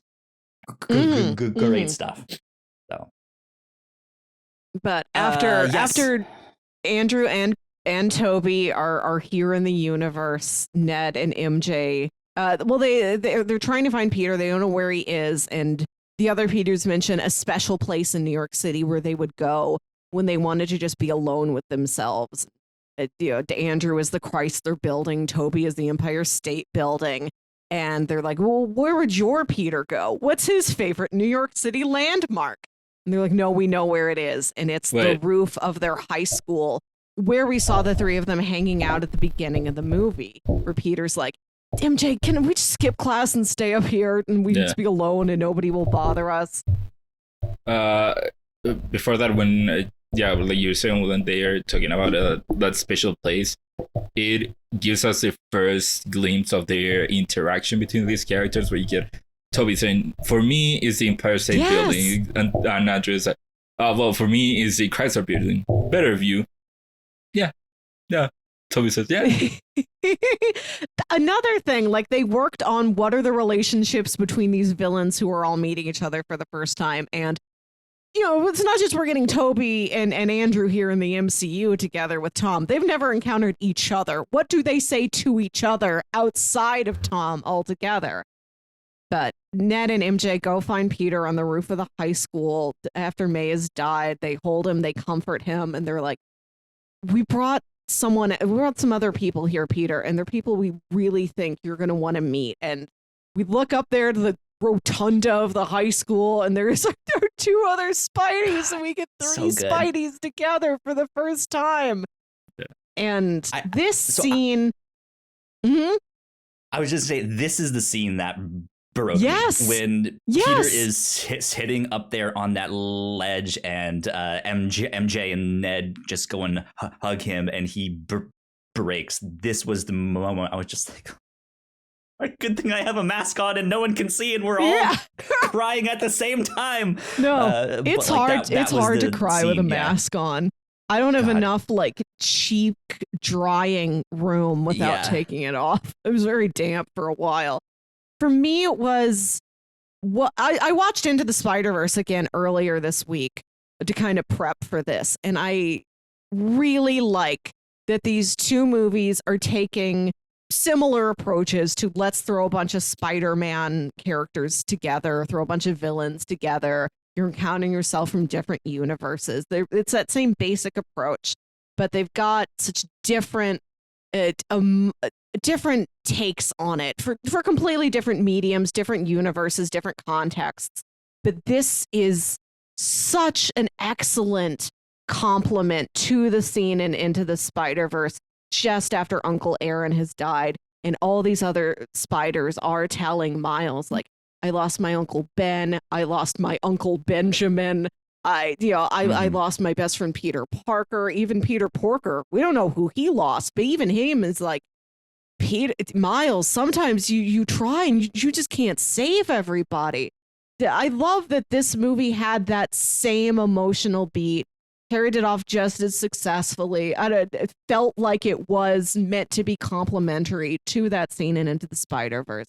And the scene that really got me is when Peter's saying, before she died, Aunt May told me that with great power, there must come. And then Toby says, great responsibility. Yeah. That was a good one. Yeah. Yeah. They have so many little moments like that where they give Toby or Andrew some kind of redeeming scene where they can say something and they're just like, dude, I know, like I've been there. So yeah. So you were about to say something. No, and here we get another example of them adding to the previous movies where you get in this scene, in this moment, Andrew says, yeah, after I lost Gwen, I stopped pulling punches. Yeah. And this is something that you didn't see in the movie, but it is kind of a reaction that you would expect from that. It is something that added to his character. And something I want to point out is it feels a bit weird how, even given the opportunity, they do not mention Ben being someone in the MCU, where they both talk about their Uncle Ben's, and I was expecting Peter to at least mention something about his Uncle Ben dying or something happened to him, but it just never comes up.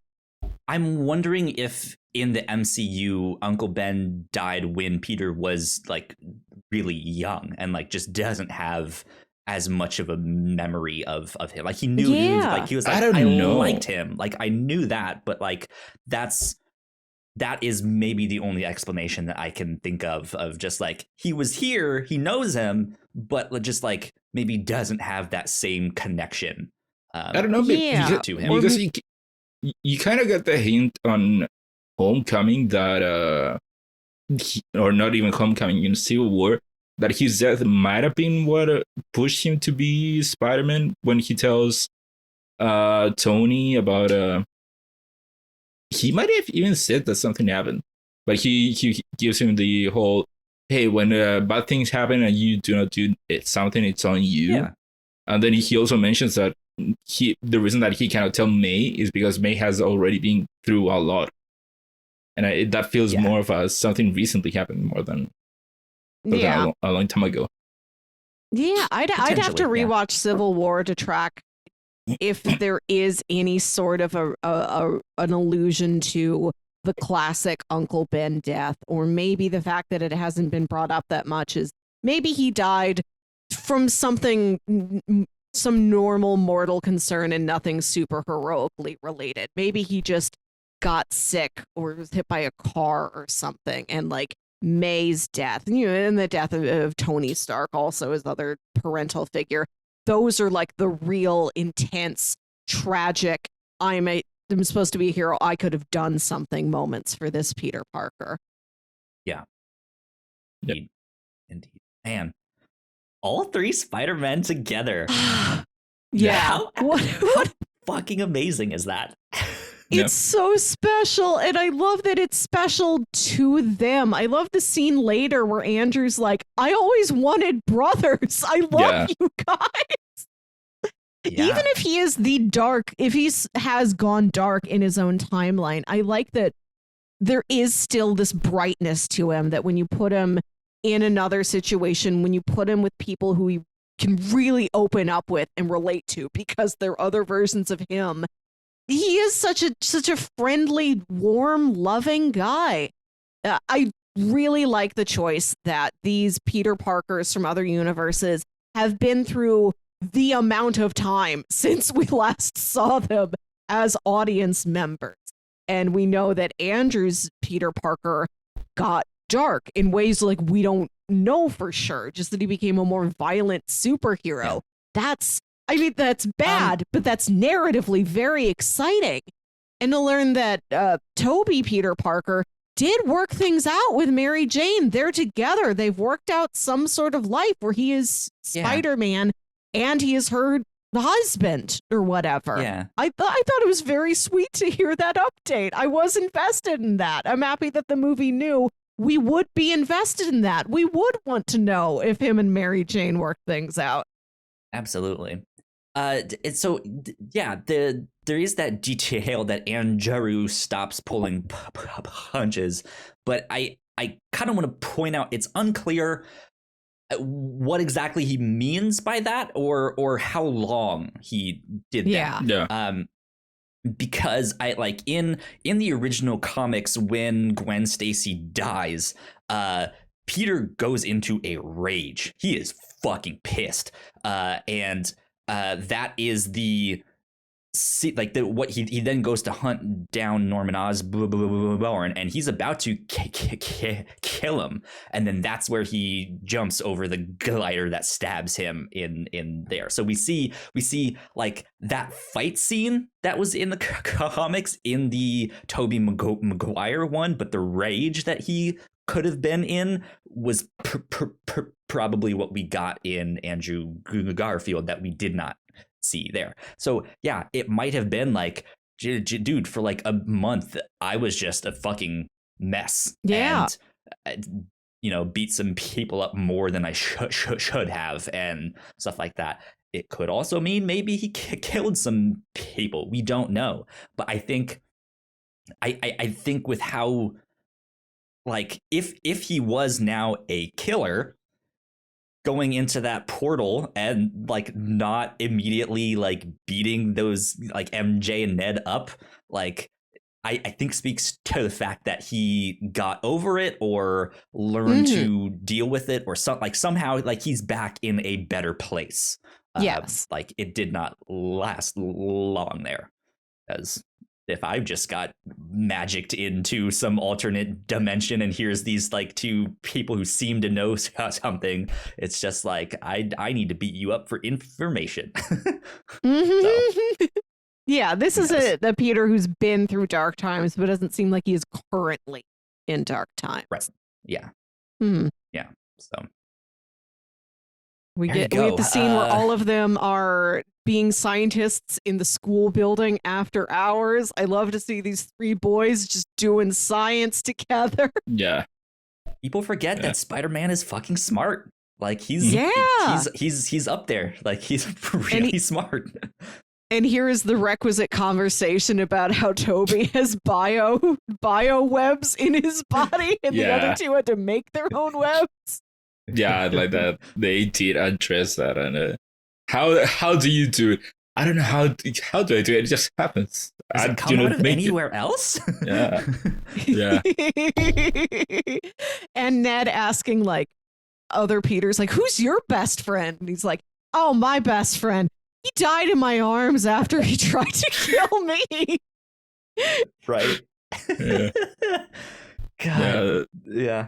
So funny. Also, at some point they divide themselves who they are going to work on a queue for, and then of course Andrew says that, hey, I got the lizard because I already fixed him once. But then you get Toby talking about how I'm gonna work on Osborn because that's something that I have been thinking about for a while. And that's another thing that adds to the character from the universe, of him still thinking about what happened and how he could have saved him. And then you get the awesome scene with Ned calling out for Peter, And then they all Yes! say, no, I'm taking out Peter. Yeah, we're all Peter. No, Parker. Yeah, we're all Peter Parker. God, it had to happen. The like Yeah. Spider-Man meme, but like, wait, we're all the same. This whole scene is great. How they all vibe with each other. I also would have laughed really hard if they like tried to come up with code names of just like, well, we need to give you some other kind of normal name. Like, I'm Peter. I don't know. You can be Toby, or you can be Andrew. Like, if they had done something like that, we'll go down the alphabet. A for Andrew. Yeah, it's like no, we're not going alphabetical, right? Like, if they had done something like that, I thought that would have been fantastic, but they did not. It was just Peter 1, 2, and 3. Right. But yeah, so they work on all of their devices to cure them and fix all of these villains. They get that all situated, and they come up with a plan. Kind of. They know that the showdown is gonna happen at the new Statue of Liberty. Which is just they do not know that they peek it. They are the ones that are calling them out. And here we get a great scene with Peter calling up the Daily Bugle to JJ, and then him basically calling out all the villains. And I love how it ends with Jameson basically saying what it is very true, how they once again they are going to destroy another monument. Yeah, I like how he calls it out that they are going to destroy it, because it is Spider-Man true. Spider-Man hate monuments? That's what I want to know. It is true. They are bringing the fight to the Statue of Liberty. They are making it so that it is going to get destroyed. Yeah. I wish there would have been a scene where Toby Peter comments on, "Oh, you've got a J. Jonah Jameson also." Yeah, I was also expecting that. Right? Yeah, it's like, he looks just like mine. Yeah. So which is also an interesting thing to note too. That Jonah Jameson is in there before the spell. Not so. Keep that in mind too. He is a constant throughout the universe. Yeah, field. Everyone's got him. We're going to space, and there's one there too. There's just one on Contraxia. And we never see what Andrew's JJ looks like. We know that he's there, but we never see him. He could very well be the same. Yeah. This movie does a good job of commenting on the absences in everyone's narratives, like how Andrew's movies never got to any sort of a Mary Jane Watson. He was Gwen Stacy only. And I love that this movie makes such a point of the previous two Peters were solo heroes. They never had any, except for like one busload of New Yorkers who tried to stand up to Doc Ock. They've never had anybody on their side. They've had to work alone. They had New York on their side. Yeah. You must with one of us, you meant with all of us. Right, except for civic pride as a whole, they haven't had another superhero colleague that they could work together with. But Tom has. He's like, I've been the Avengers, and they're like, hey guys, awesome. I don't want to brag, but I was part of the Avengers. Cool. So is that a rock band or is that a band? You're in a band? Yeah. They haven't had anything like that. I was wondering if they were going to take this opportunity to sort of, while we're imagining things that have happened to these characters since we last saw them, if we were going to project like, oh, like there's a Captain America in my universe, but we never got any other superhero type of characters. Like if they were going to sort of retcon or imagine anything that's happened in the interim. No, they're just how we left them. Like, nope, I'm the only one. I'm the only one who does any New York saving. Yeah. Yeah. I love how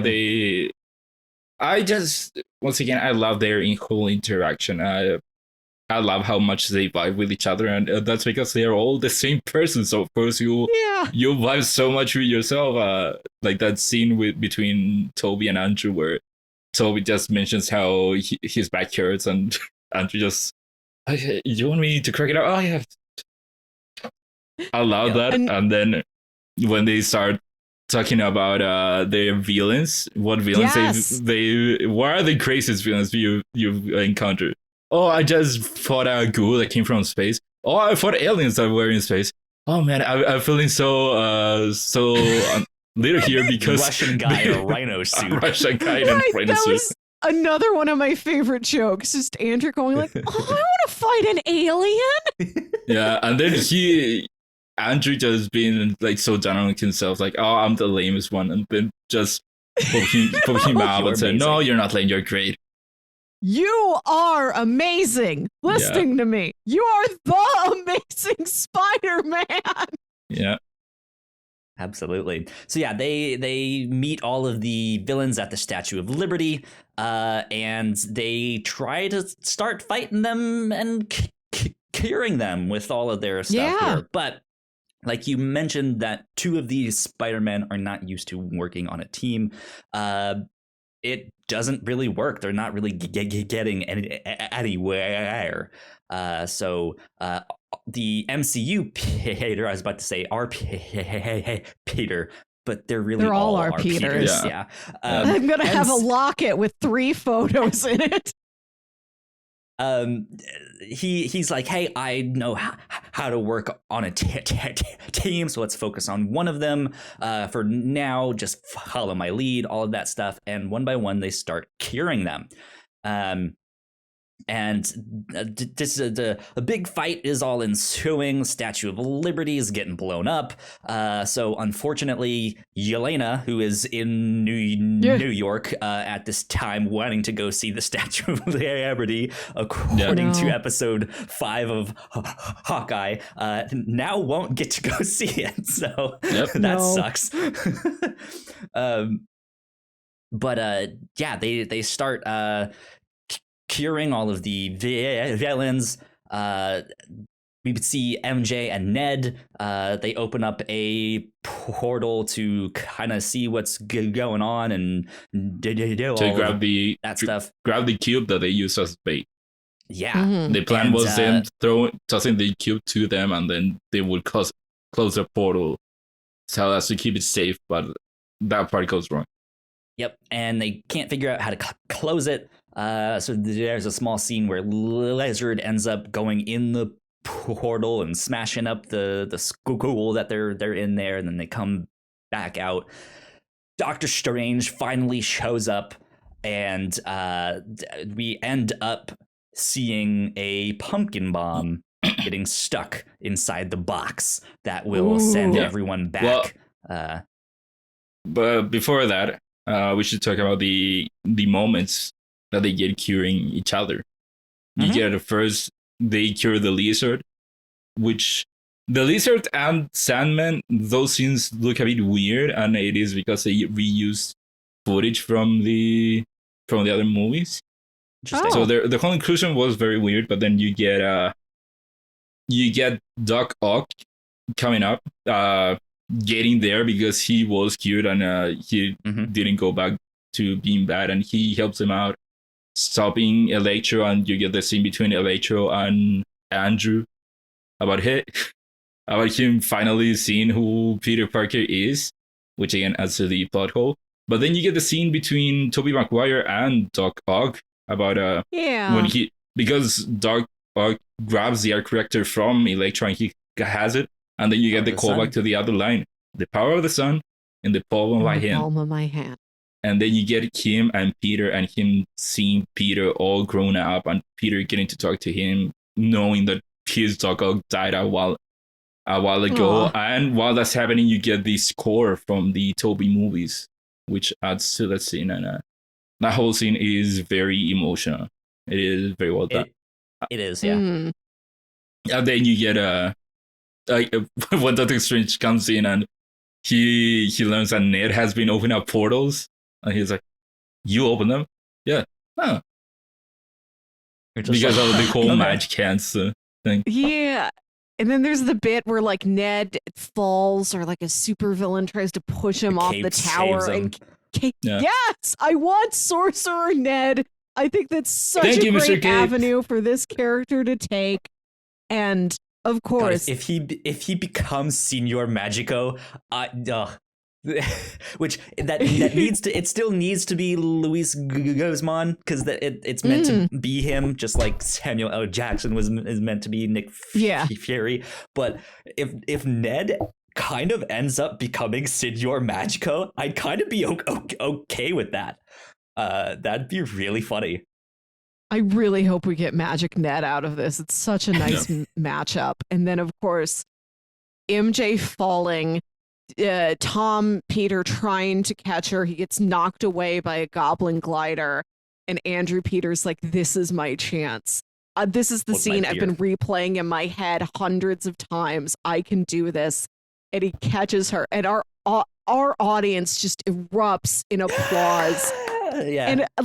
And when they land and he's like, are you okay? And he's crying and she's like, I'm fine. Are you okay? Are you okay? Yeah. She doesn't understand, but he understands and we understand. I'm just like, this is the scene that when I think back to it in the less than 48 hours since I saw this movie, I tear up thinking about this scene where this character in this from the least popular Spider-Man movie, the movie still knows we want to see that redeemed. We need to see this character get that moment for himself. I'm so happy there was time for that. Yeah. As bloated as that second Amazing Spider-Man movie was, the chemistry between Andrew Garfield and Emma Stone is so good, and it's spot on. And so like you said, we need that moment redeemed. He needs to save her, and that was a good call. And this is something I and many other people called the second you see the shot of MJ falling in the trailer. We're like, Andrew has to be here. This alone almost confirms it. He's gonna be there to save her. Absolutely. All great moments. I love the fact that Doctor Strange shows up and he's like, all right, let's hit the button, and they're just like, no, it's working, it's actually working, he's saving them, and he's just like, okay, good for him. Wow, I underestimated you. Yeah. But like I mentioned, we do see a pumpkin bomb get stuck inside this boximus, dichotomous, whatever the fuck they call it. I don't know. But it ends up blowing up. And so there is no real way to send them back home. And as a result, the spell explodes. It destabilizes everything. The universe starts tearing apart in a way that makes it look like the background is just a big canvas or some I love this detail. It's not like these cracks are in the sky, over the New York skyline. They are through the skyline. Everything that isn't the statue that the characters are standing on has giant Jim pieces Carrey ripped out of movie it. Where his whole life is a TV The Truman Show. Yeah, it kind of reminds me of that, where it just all of a sudden reality is not what you think it is, and it's just what is going on here? This is wild. And in these tears in reality, we start to see these glowing figures of other Spider-Man villains or people who might know who Spider-Man is. I think we see Scorpion in there. We see Raven. Yeah, we see Rhino, stuff like that, where it's just in other universes, there are other people that know that Peter Parker is Spider-Man, and they could be coming through too. And Doctor Strange is out there shutting all of these things down as much as he can, but it's overwhelming and he can't do it.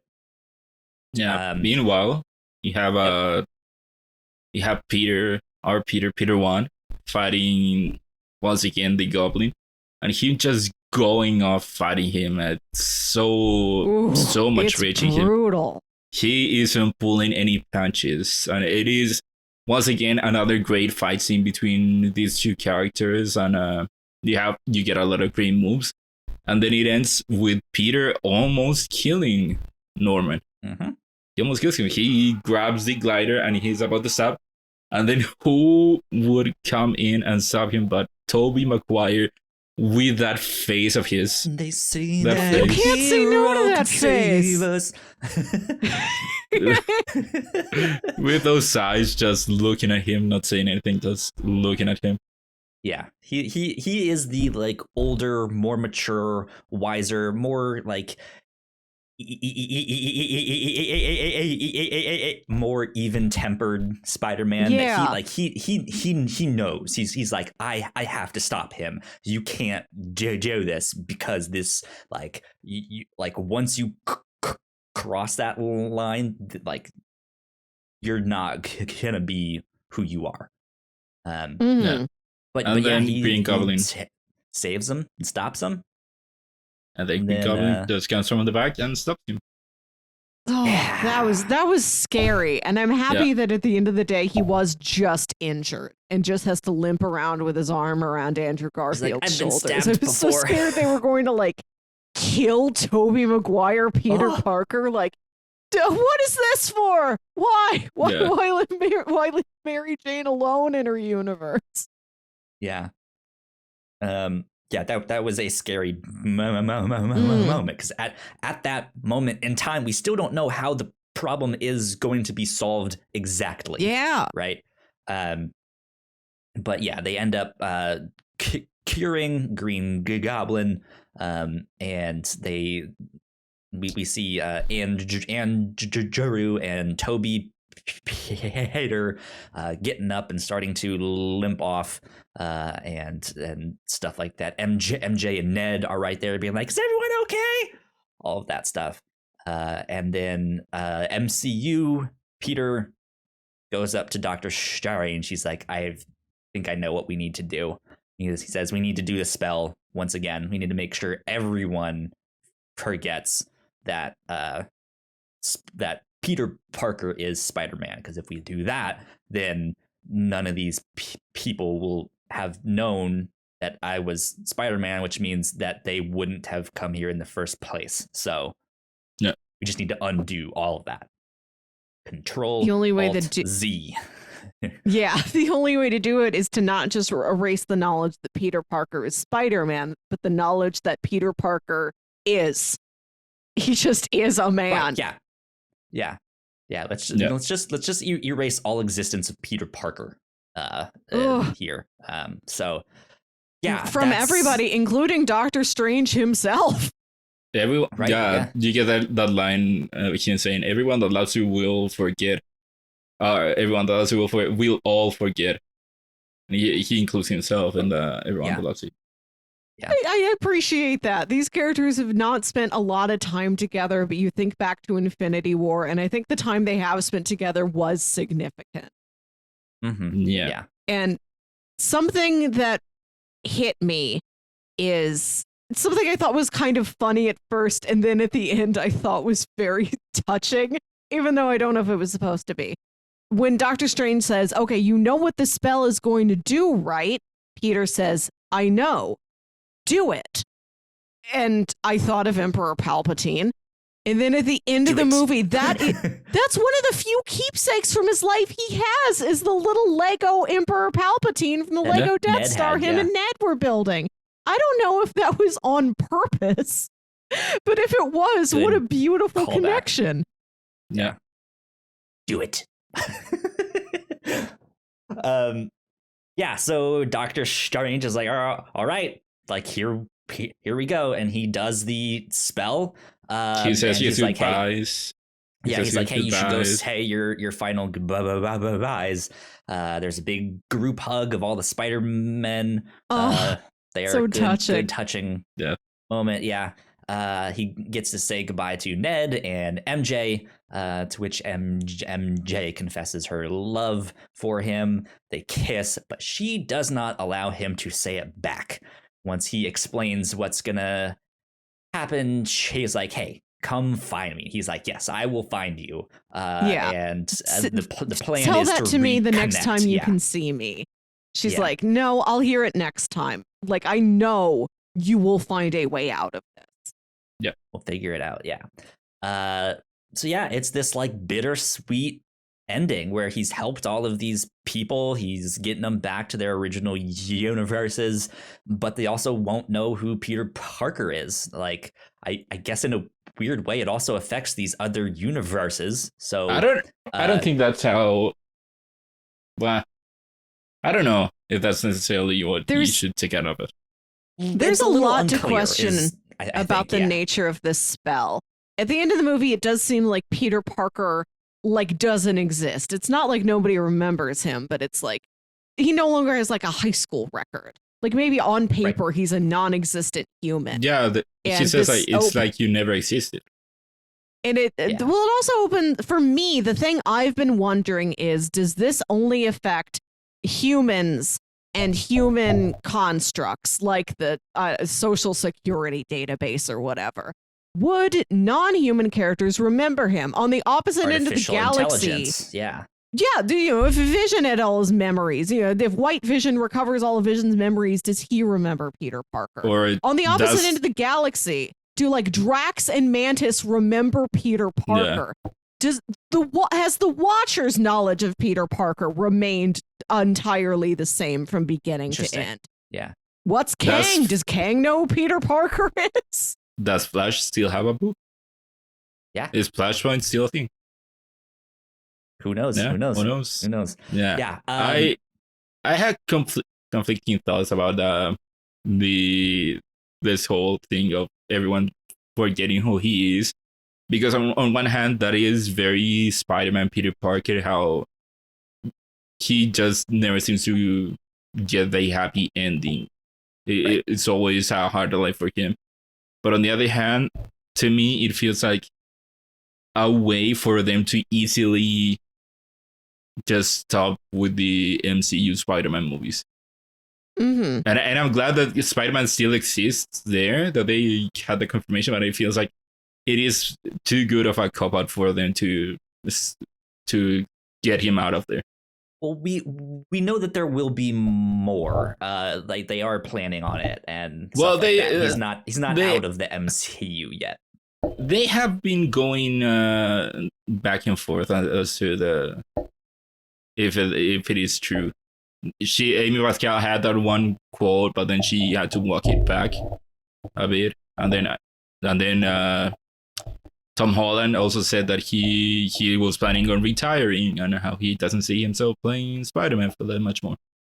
He said he wants to take a break, to focus on a family and stuff like that. But yeah, I'm pretty sure there will be more Spider-Man movies. There was a kind of we already know that Miles exists in the MCU. There's been mention of sure. him, and then of course in this one they were like, there has to be a universe where there's a black Spider-Man. Yeah. So I think there will be a passing of the torch. But I think yes, we will see Peter Parker back every now and then and stuff like that. At least one more movie to like get that love story with MJ and deal with Venom, maybe, as we'll mention here in a second. How are they gonna address that in Doctor Strange and the Multiverse of Madness? Yeah, he knows that this shit happened, but how much did he forget about it? Like the reason as to why. Yeah, because what is that pickup going to be? A lot of our questions are stemming from, we were expecting this film for like when that spell went wrong for the universe to break. Like the multiverse is now in full existence. Maybe we can match up the timeline with Loki and do all that stuff, and it's all taking place at the same time. Who knows? Yeah, we're expecting it to break, and then that's what Doctor Strange has to deal with. But it seems like they fixed it. And so now we're just like, well, what does this exactly mean? No. Like, we're now back to this. It's been patched up, but I think the universe even if you clear up the immediate problem of there's a guy who's not supposed to be here. The pipe is leaking and there's duct tape on it, but right, exactly. The universe is full of stress fractures at this point. Yeah. It is about to absolutely snap in half. Yeah, I but think so too. What we got from the post-credits trailer for Multiverse of Madness is that it is a consequence of what happened in this movie. Mm-hmm. Right, Their whole trying to deal with the multiverse is stemming from how they mess with the multiverse in this movie, and I'm wondering how they are going to. Are they going to bring up the fact that he would have forgotten Peter, and so if that's true, what is the reason he did it in the first place? Who knows? Who knows? Yeah. That might be why he goes to Wanda to be like, hey, can you help me figure out what happened here and how we can fix all of this stuff? Who knows? I want to say that I think it's wild that the MCU has two Peters, Peter Parker and Peter Quill. And both of these characters have a love interest who now has no idea who they are. This is very upsetting to me. Yep. Poor Peter. Yep. Poor Peter. Yeah, so things kind of wrap up in the film. We see Peter Parker going to visit MJ at her job. She is wearing that black dahlia necklace that he gave her previously. So there's probably something deep down inside her that just has a feeling or an urge that who knows what. She's yearning or who knows what.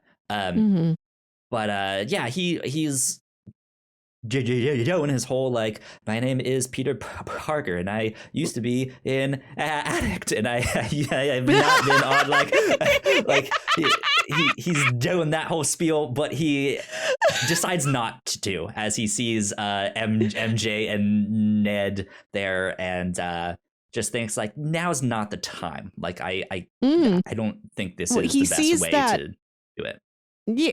She like brushes her hair back from her forehead and he sees that she's got a Band-Aid there from this like scratch she got during the fight at the Statue of Liberty, which was a very minor scratch. But he looks at it and that is a symbol of all the harm that could come to Peter Parker's loved ones. Again, this has been the story for decades with Spider-Man. If anybody knew who he was, if he got close to people, they would be in danger. They'd be in far more danger than just, you need a Band-Aid. And he decides not to reintroduce himself to her. He just takes his coffee and he leaves the donut shop. And he goes to his sad little lonely apartment where he has to take the GED because he has no record of going to a very prestigious scientific high school. This movie is so, as much as it's funny, it's touching, it's triumphant, it's so sad in a way I wasn't expecting. Like, this movie is such concentrated Spider-Man energy, and that includes like this extra concentration of tragic Spider-Man energy. And this is something I always wrestle with this character, that he's supposed to be this everyman. Any one of us could be Peter Parker. All it takes is that spider bite, and then we are in his shoes. We are Spider-Man. Spider-Man's like the stand-in for just average human being. But the character is consistently held to such a standard that I don't know if a regular person is supposed to go to the lengths that Peter Parker goes to. We're like in Spider-Man 2, where he's like, I feel like I'm always fighting crime. I need one night off to go see Mary Jane's play. My best friend, Mary Jane. I'm going to go support her. And the universe is like, no, you don't, Peter. Back to work being a superhero, Peter. The universe loves to drag Peter and Spider-Man through the mud. Like that's just him. That like it it sucks, I'm aware but of it. That's it. But I also worry about like Peter Parker as the relation point for the average human being. And I know that when I'm working myself hard, Spider-Man 2 is what I'm thinking of, where the universe was like, go back to work, Peter. People are counting on you. Yeah. And I'm like, maybe one of these days we need to see a Peter Parker who gets a break. I feel like humanity as a whole needs to see that for ourselves to feel as though we also can have brains.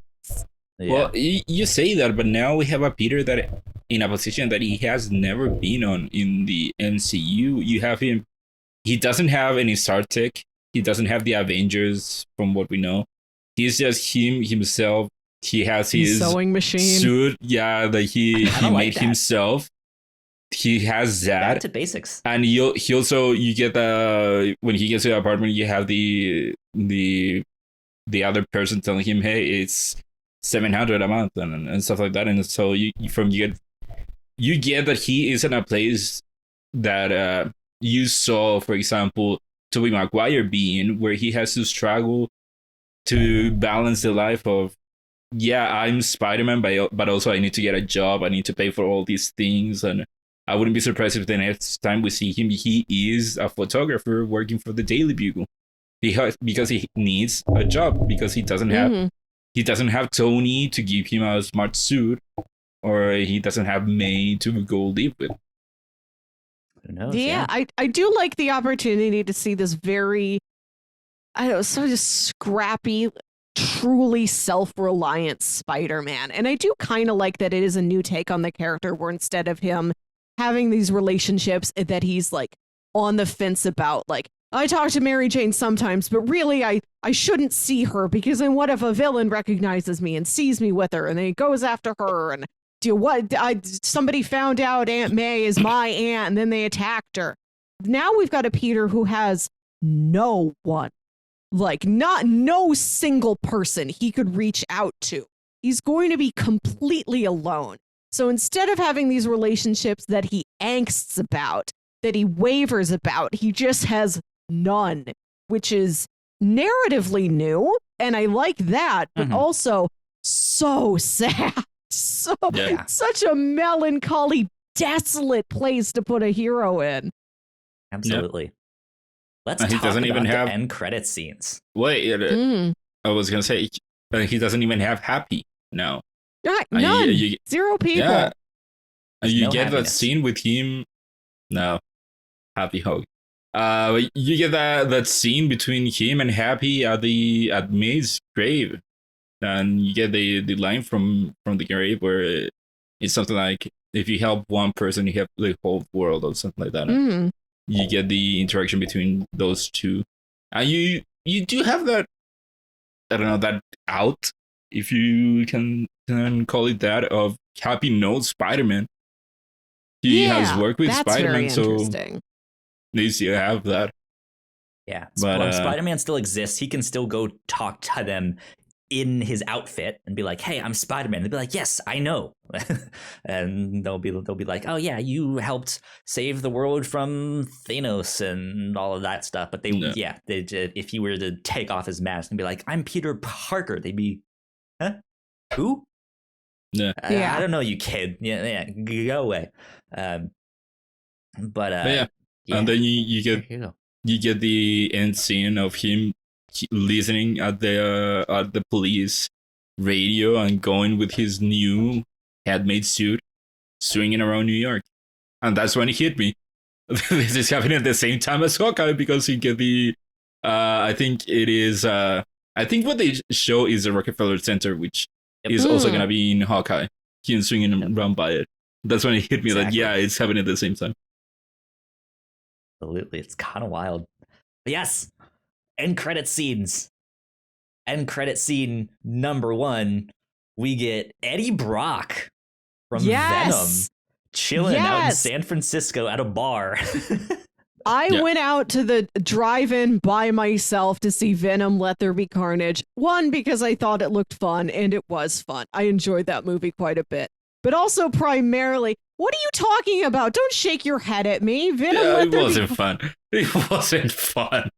Venom Let There Be Carnage? It's such a romp. There's glow sticks in it. It doesn't make it good.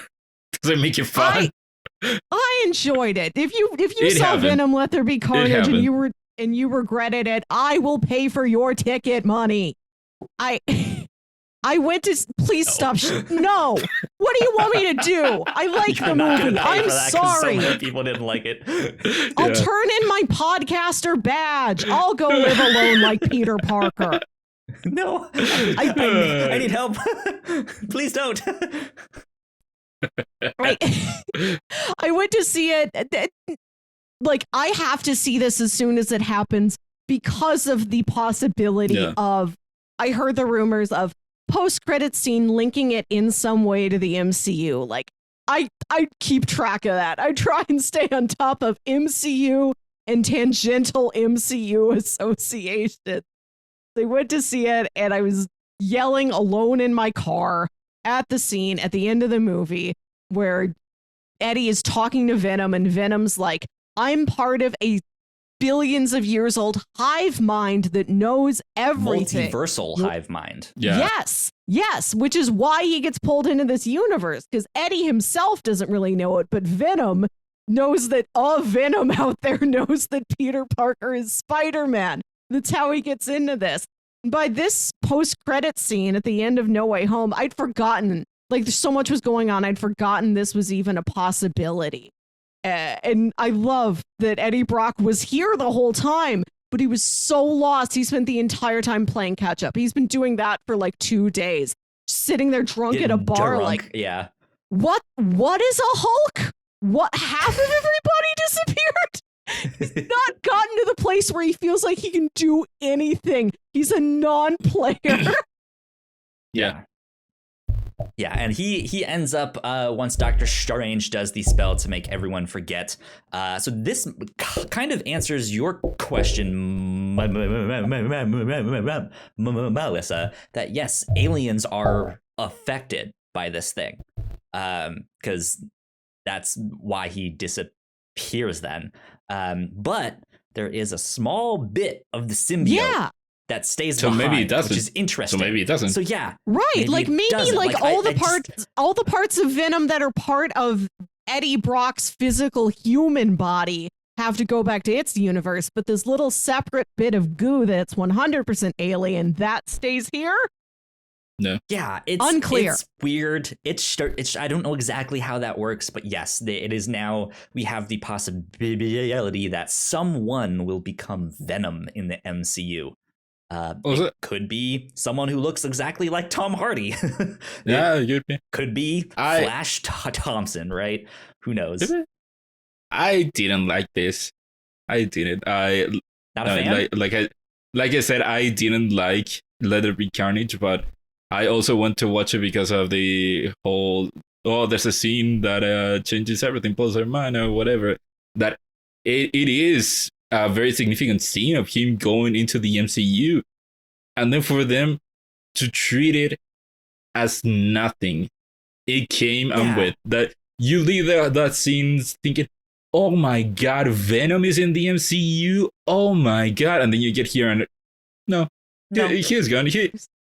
He just came and went, and even though, like I said, I'm not a fan of those movies, I'm a sucker for crossovers. I would have liked to see them do something together. But no, it was just, they put that scene in there just so that we could have gotten this. Yeah. For this, that's why they put that scene. My problem with this is that both of these scenes happen in end credits stuff, right? If it's these end credits things, it almost feels like a waste. Right, that like nothing happened. It's technically after the movie, so sure, there's the like 2 or 3 people that leave the theater that don't know that there's an end credits thing, which still baffles me. But it just like it like in a weird way, it's almost missable, right? Of just like, well, if all of this is considered missable, then it was just a big waste. And it was just like, well, but at the same time, like, we now have a Venom symbiote in the MCU. So, like, it does something. I don't know. Like, it just, there I think is it's some funny. excitement. I like the joke that the MCU is so convoluted that somebody would arrive from another alternate universe and would spend so much time figuring out what was going on that by the end of it, they would have no time to actually be a superhero or supervillain. And just the fact that this happens at all still delights me. I'm still delighted by the novelty of this character was in one continuity, now they're in another continuity. Even if it's for 3 minutes for what is, a long distance set up for larger events and might be at, immediately mostly a joke. I still dig it. I still think it's fun that people are still just able to make this happen. They're able to be friends and get along and play together like, yeah, we can put Venom in this. Yeah. We got room for Venom. Come on board, buddy. You're one of our Spider-Verse colleagues. Yeah. And also now we got this symbiote there, which I think gives you a lot of good there is a lot of good potential with it. I would like to see Tom Holland try to deal with the symbiote, and there is a slight chance that you could somehow involve the Fantastic Four, knowing that the director of the Spider-Man movies is going to be directing the Fantastic Four. So yes. it would be something great for them to do, involving them, because it is something from the comics. I mean, Reed Richards' work on the symbiote. But it still bothers me that this is how we get the symbiote. For all that they know, it just comes out of nowhere. It has no real origin, no traceable origin, because it comes from this other dimension that someone just dropped it, and that's it. Yeah, well, it would still be a part of this multiversal hive mind. So I think that maybe even suggests that there is like, I don't know the way to put this. It might sound dumb, but like either like a singular place where these symbiotes are from that exist at like as one place in all of the multiverses, or it is like a council somehow, some way, like a council of symbiotes. I don't know. I'm just spouting nonsense, but yeah, like more of those symbiotes could be out there. We just haven't discovered them yet. Yeah, we're at the beginning of this narrative, and we don't know what it's going to turn into, how it's going to loop back. We still, as you mentioned earlier, with not knowing where Morbius is, we're still in the early stages of any of this larger connected Marvel, Sony, assorted Spider-Man and his friends content, and like how the narrative's playing out, who's interacting with who, what the rules are, what the plans are.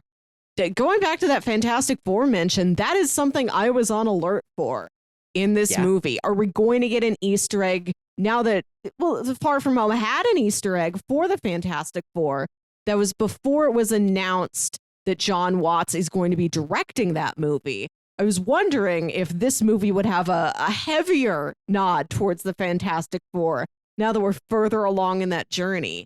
And I didn't see one. I didn't see one in the breakdowns. Maybe it's something subtler that people aren't finding yet. Or maybe like, we don't know. We have no clues yet as to how we're going to get to Fantastic Four.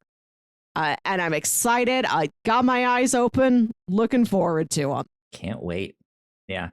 So with the Morbius thing, here's the thing that is weird to me, right? We thought that the universes were gonna kind of be mashed together. Yeah. Oh, Venom is now gonna be in the MCU, which means, like all of this stuff is mashed into one singular thing, because in the trailer of Morbius, they mention that out in San Francisco, there is this thing called Venom, and he's out there. But we also see Oscorp.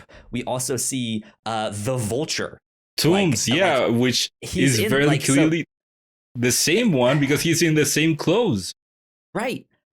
And so I don't get, is this its own universe where it also just like it happens to be that the Vulture is the same person in that universe, and Tom Hardy, who knows, but I was so certain that they were gonna just mash them all, because that just, it makes things so much simpler. They can just be the same continuity. And I think what happened at the end of this movie could very well lead to them forming Sinister Six make more sense, because now Toomes doesn't know Peter. He only knows Spider-Man, and he probably holds a grudge against Spider-Man. That's so right. that makes it more believable for him to actually go talk to other villains, talk to Scorpion, and go seek out Morbius so that he can have his revenge on Spider-Man. But once again, it is so weird as to where does Morbius exist? Have to wait because I thought February is when that one comes out. Because I also thought that they were going to smash the universes together, because that would make it Morbius makes more sense. You have touchstones to the MCU, but also to Venom. You have the one poster that has the Tobey Maguire suit, right? And so, yeah, I thought that that's where they were going to go, but that's not where they went. Who knows? Who knows? Yeah, I'm interested to see how it plays out. It's difficult for me to critique when I know so many pieces are missing. Maybe they are going to lay everything out and it will make perfect sense, and we just can't see it yet. Yeah. Who knows? But end credits scene number 2 is actually more of a trailer. We've already kind of mentioned it. I haven't gotten one of this in a while. Yeah. I think the last time was that we got a straight up trailer was Captain America: The First Avenger, where we got an Avengers trailer. Oh, yeah. And then, was it Ant-Man had a scene from Civil War? But that would be it. Mm-hmm. And I forget what movie had the post-credit scene that was just the Doctor Strange scene from Thor Ragnarok. Right. So they've done stuff kind of like this that's before. At the end of Doctor Strange. At the end of Doctor Strange, he after that ends, he is like, now I'm the Sorcerer Supreme, so now I have to deal with people like you, and you see Thor there. Yeah. Okay. Yeah. But yeah, we get a trailer for Doctor Strange in the Multiverse of Madness, which is interesting. We now know that Doctor Strange is no longer the Sorcerer Supreme. It is now Wong. Yeah. We see the Sanctum Sanctorum being flooded with a bunch of water, which might or may not be a callback to those doors that you can set to that's how the blizzard got in. So maybe that's how the waters got in. We see, I don't know the name of that villain, but the tentacle starfish looking thing. Yeah. Out there. That creature, Mordo, America Chavez. Yeah, we get to see him. I feel like I was the only one that reacted to America Chavez in the theater. I stood up. I was like, that's America Chavez, which is a character that I honestly don't know much about and don't really care for, but it's just the MCU is just so fucking cool that the first time that I get to see her on screen, I'm just like, it's America Chavez. Yeah. You also get Strange walking up to Wanda and talking about Westview. He brings up Westview, which once again, the MCU is so wild that now they can reference the TV shows. Yeah. They can reference stuff like that. Doctor Strange was supposed to originally make a cameo in WandaVision, but it just didn't work out. And so yeah, he definitely knows about Westview, all of that stuff. I don't know if he's going to her for help or to confront her about something that's still happening. No, I think he says he needs her help. Okay. I think that's what he said. Well, yeah, I mean, he goes to see her, he goes to talk with her. It's unclear exactly where they are, if she's still out at that cabin that she's. Well, it looks like a different place. It does, but is it a different place, or has she magicked that place to be what she wants it to be? I don't know. I was just happy that America Chavez. I was just happy that a trailer for a movie directed by Sam Raimi is included here in the Spider-Man package. Yep. Yeah. Good stuff. Yeah. And also one of. Sorry, go on. No, go ahead. I was just going to say you're going the same way. I think the next kind of big thing is we see a second Doctor Strange, and he is a darker version. And I know we don't know for sure, but I think a lot of us are pointing to what if of like, hey, we already know a dark version of Doctor Strange. Is this him? Maybe not. Which is also what I thought of, but it wouldn't make sense seeing as the way where he ends up in What If. He ends up not being bad, and he ends up being the protector of the fight between Armin Zola and Killmonger. Yeah. Which I know there was some people out there being like, yeah, well, evil Doctor Strange, like this guy maybe seems a little too evil or stuff like that, based on one little line that he had in there that he said like things got out of hand, which I don't necessarily think means he's evil, but it could. But like it's one of those things of like, we don't have all the pieces yet. We don't know if this is the same Doctor Strange. It could be. It could very well be, but we're unsure. And watching all the trailers leading up to Spider-Man No Way Home, Doctor Strange seemed so suspicious. And when you see him in this context, you're still uncertain about him. You're like, maybe, when we see him as the whole picture, we remember, oh yeah, Doctor Strange just kind of is a jerk. He's just kind of pretentious like this. Some of this could be innocuous. It's just him. But there is this odd energy around him. And I look forward to this next movie, hopefully, explaining something if there is something to explain. Mm-hmm.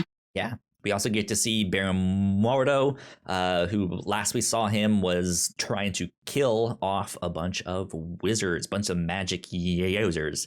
And if I'm not mistaken, hopefully he doesn't get his eyes on Ned. Ned remains safe from Mordo's grasp.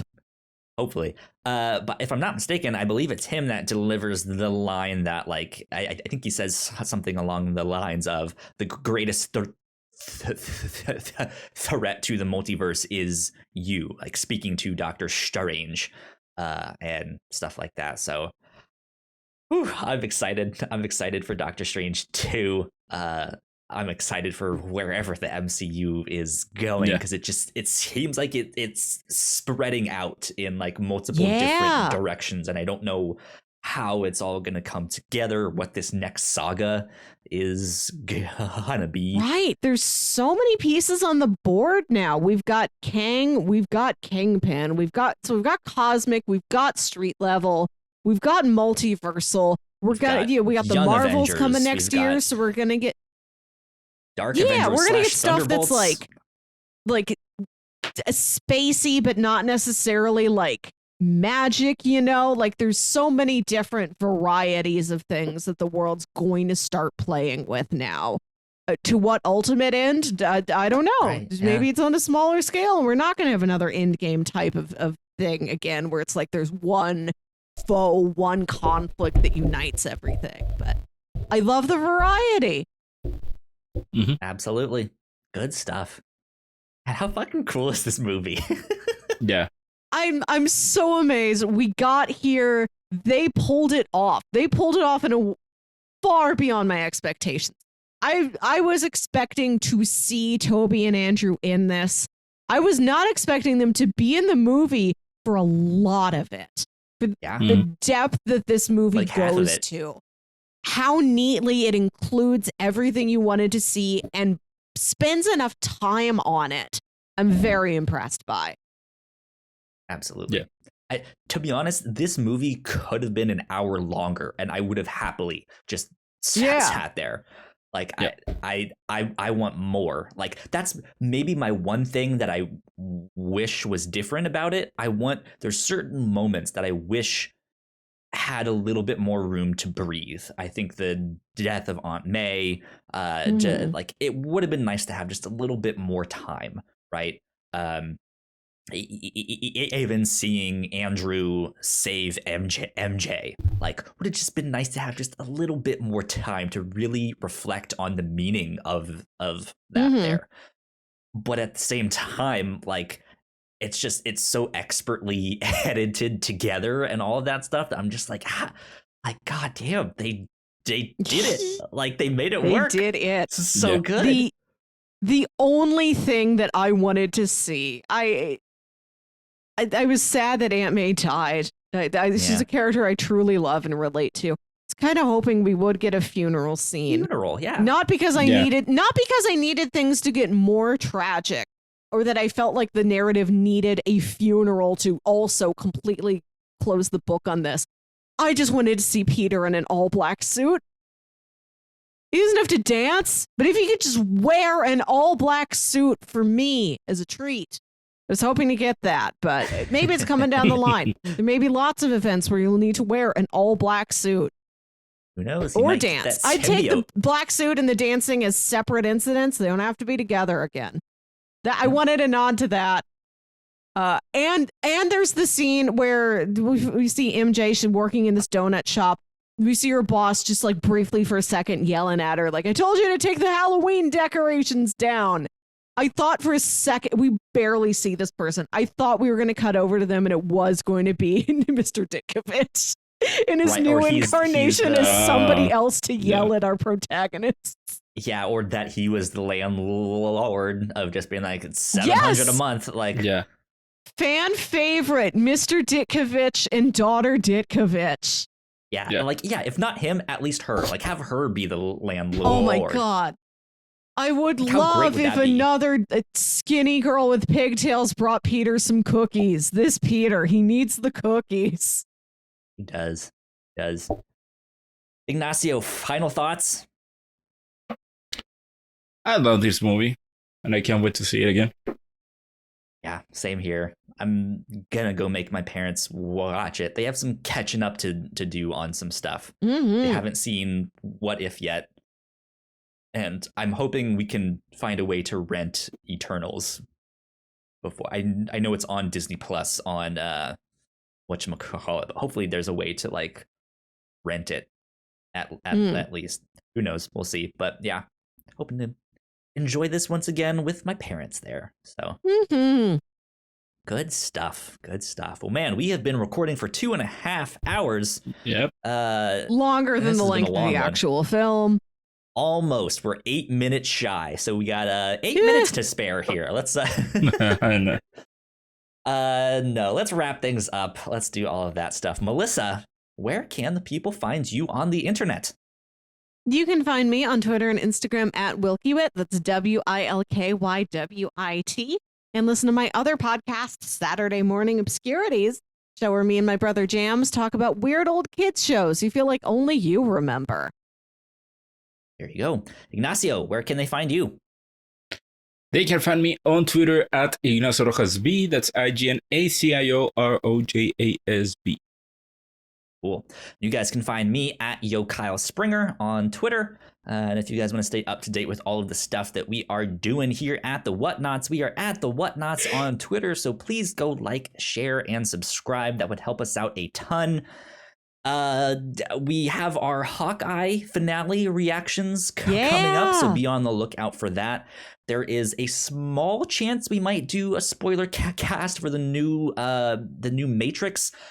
If not, we will be covering it on the review show, but we will be covering the entirety of the Matrix franchise on that. So it might not have its own special thing, but maybe.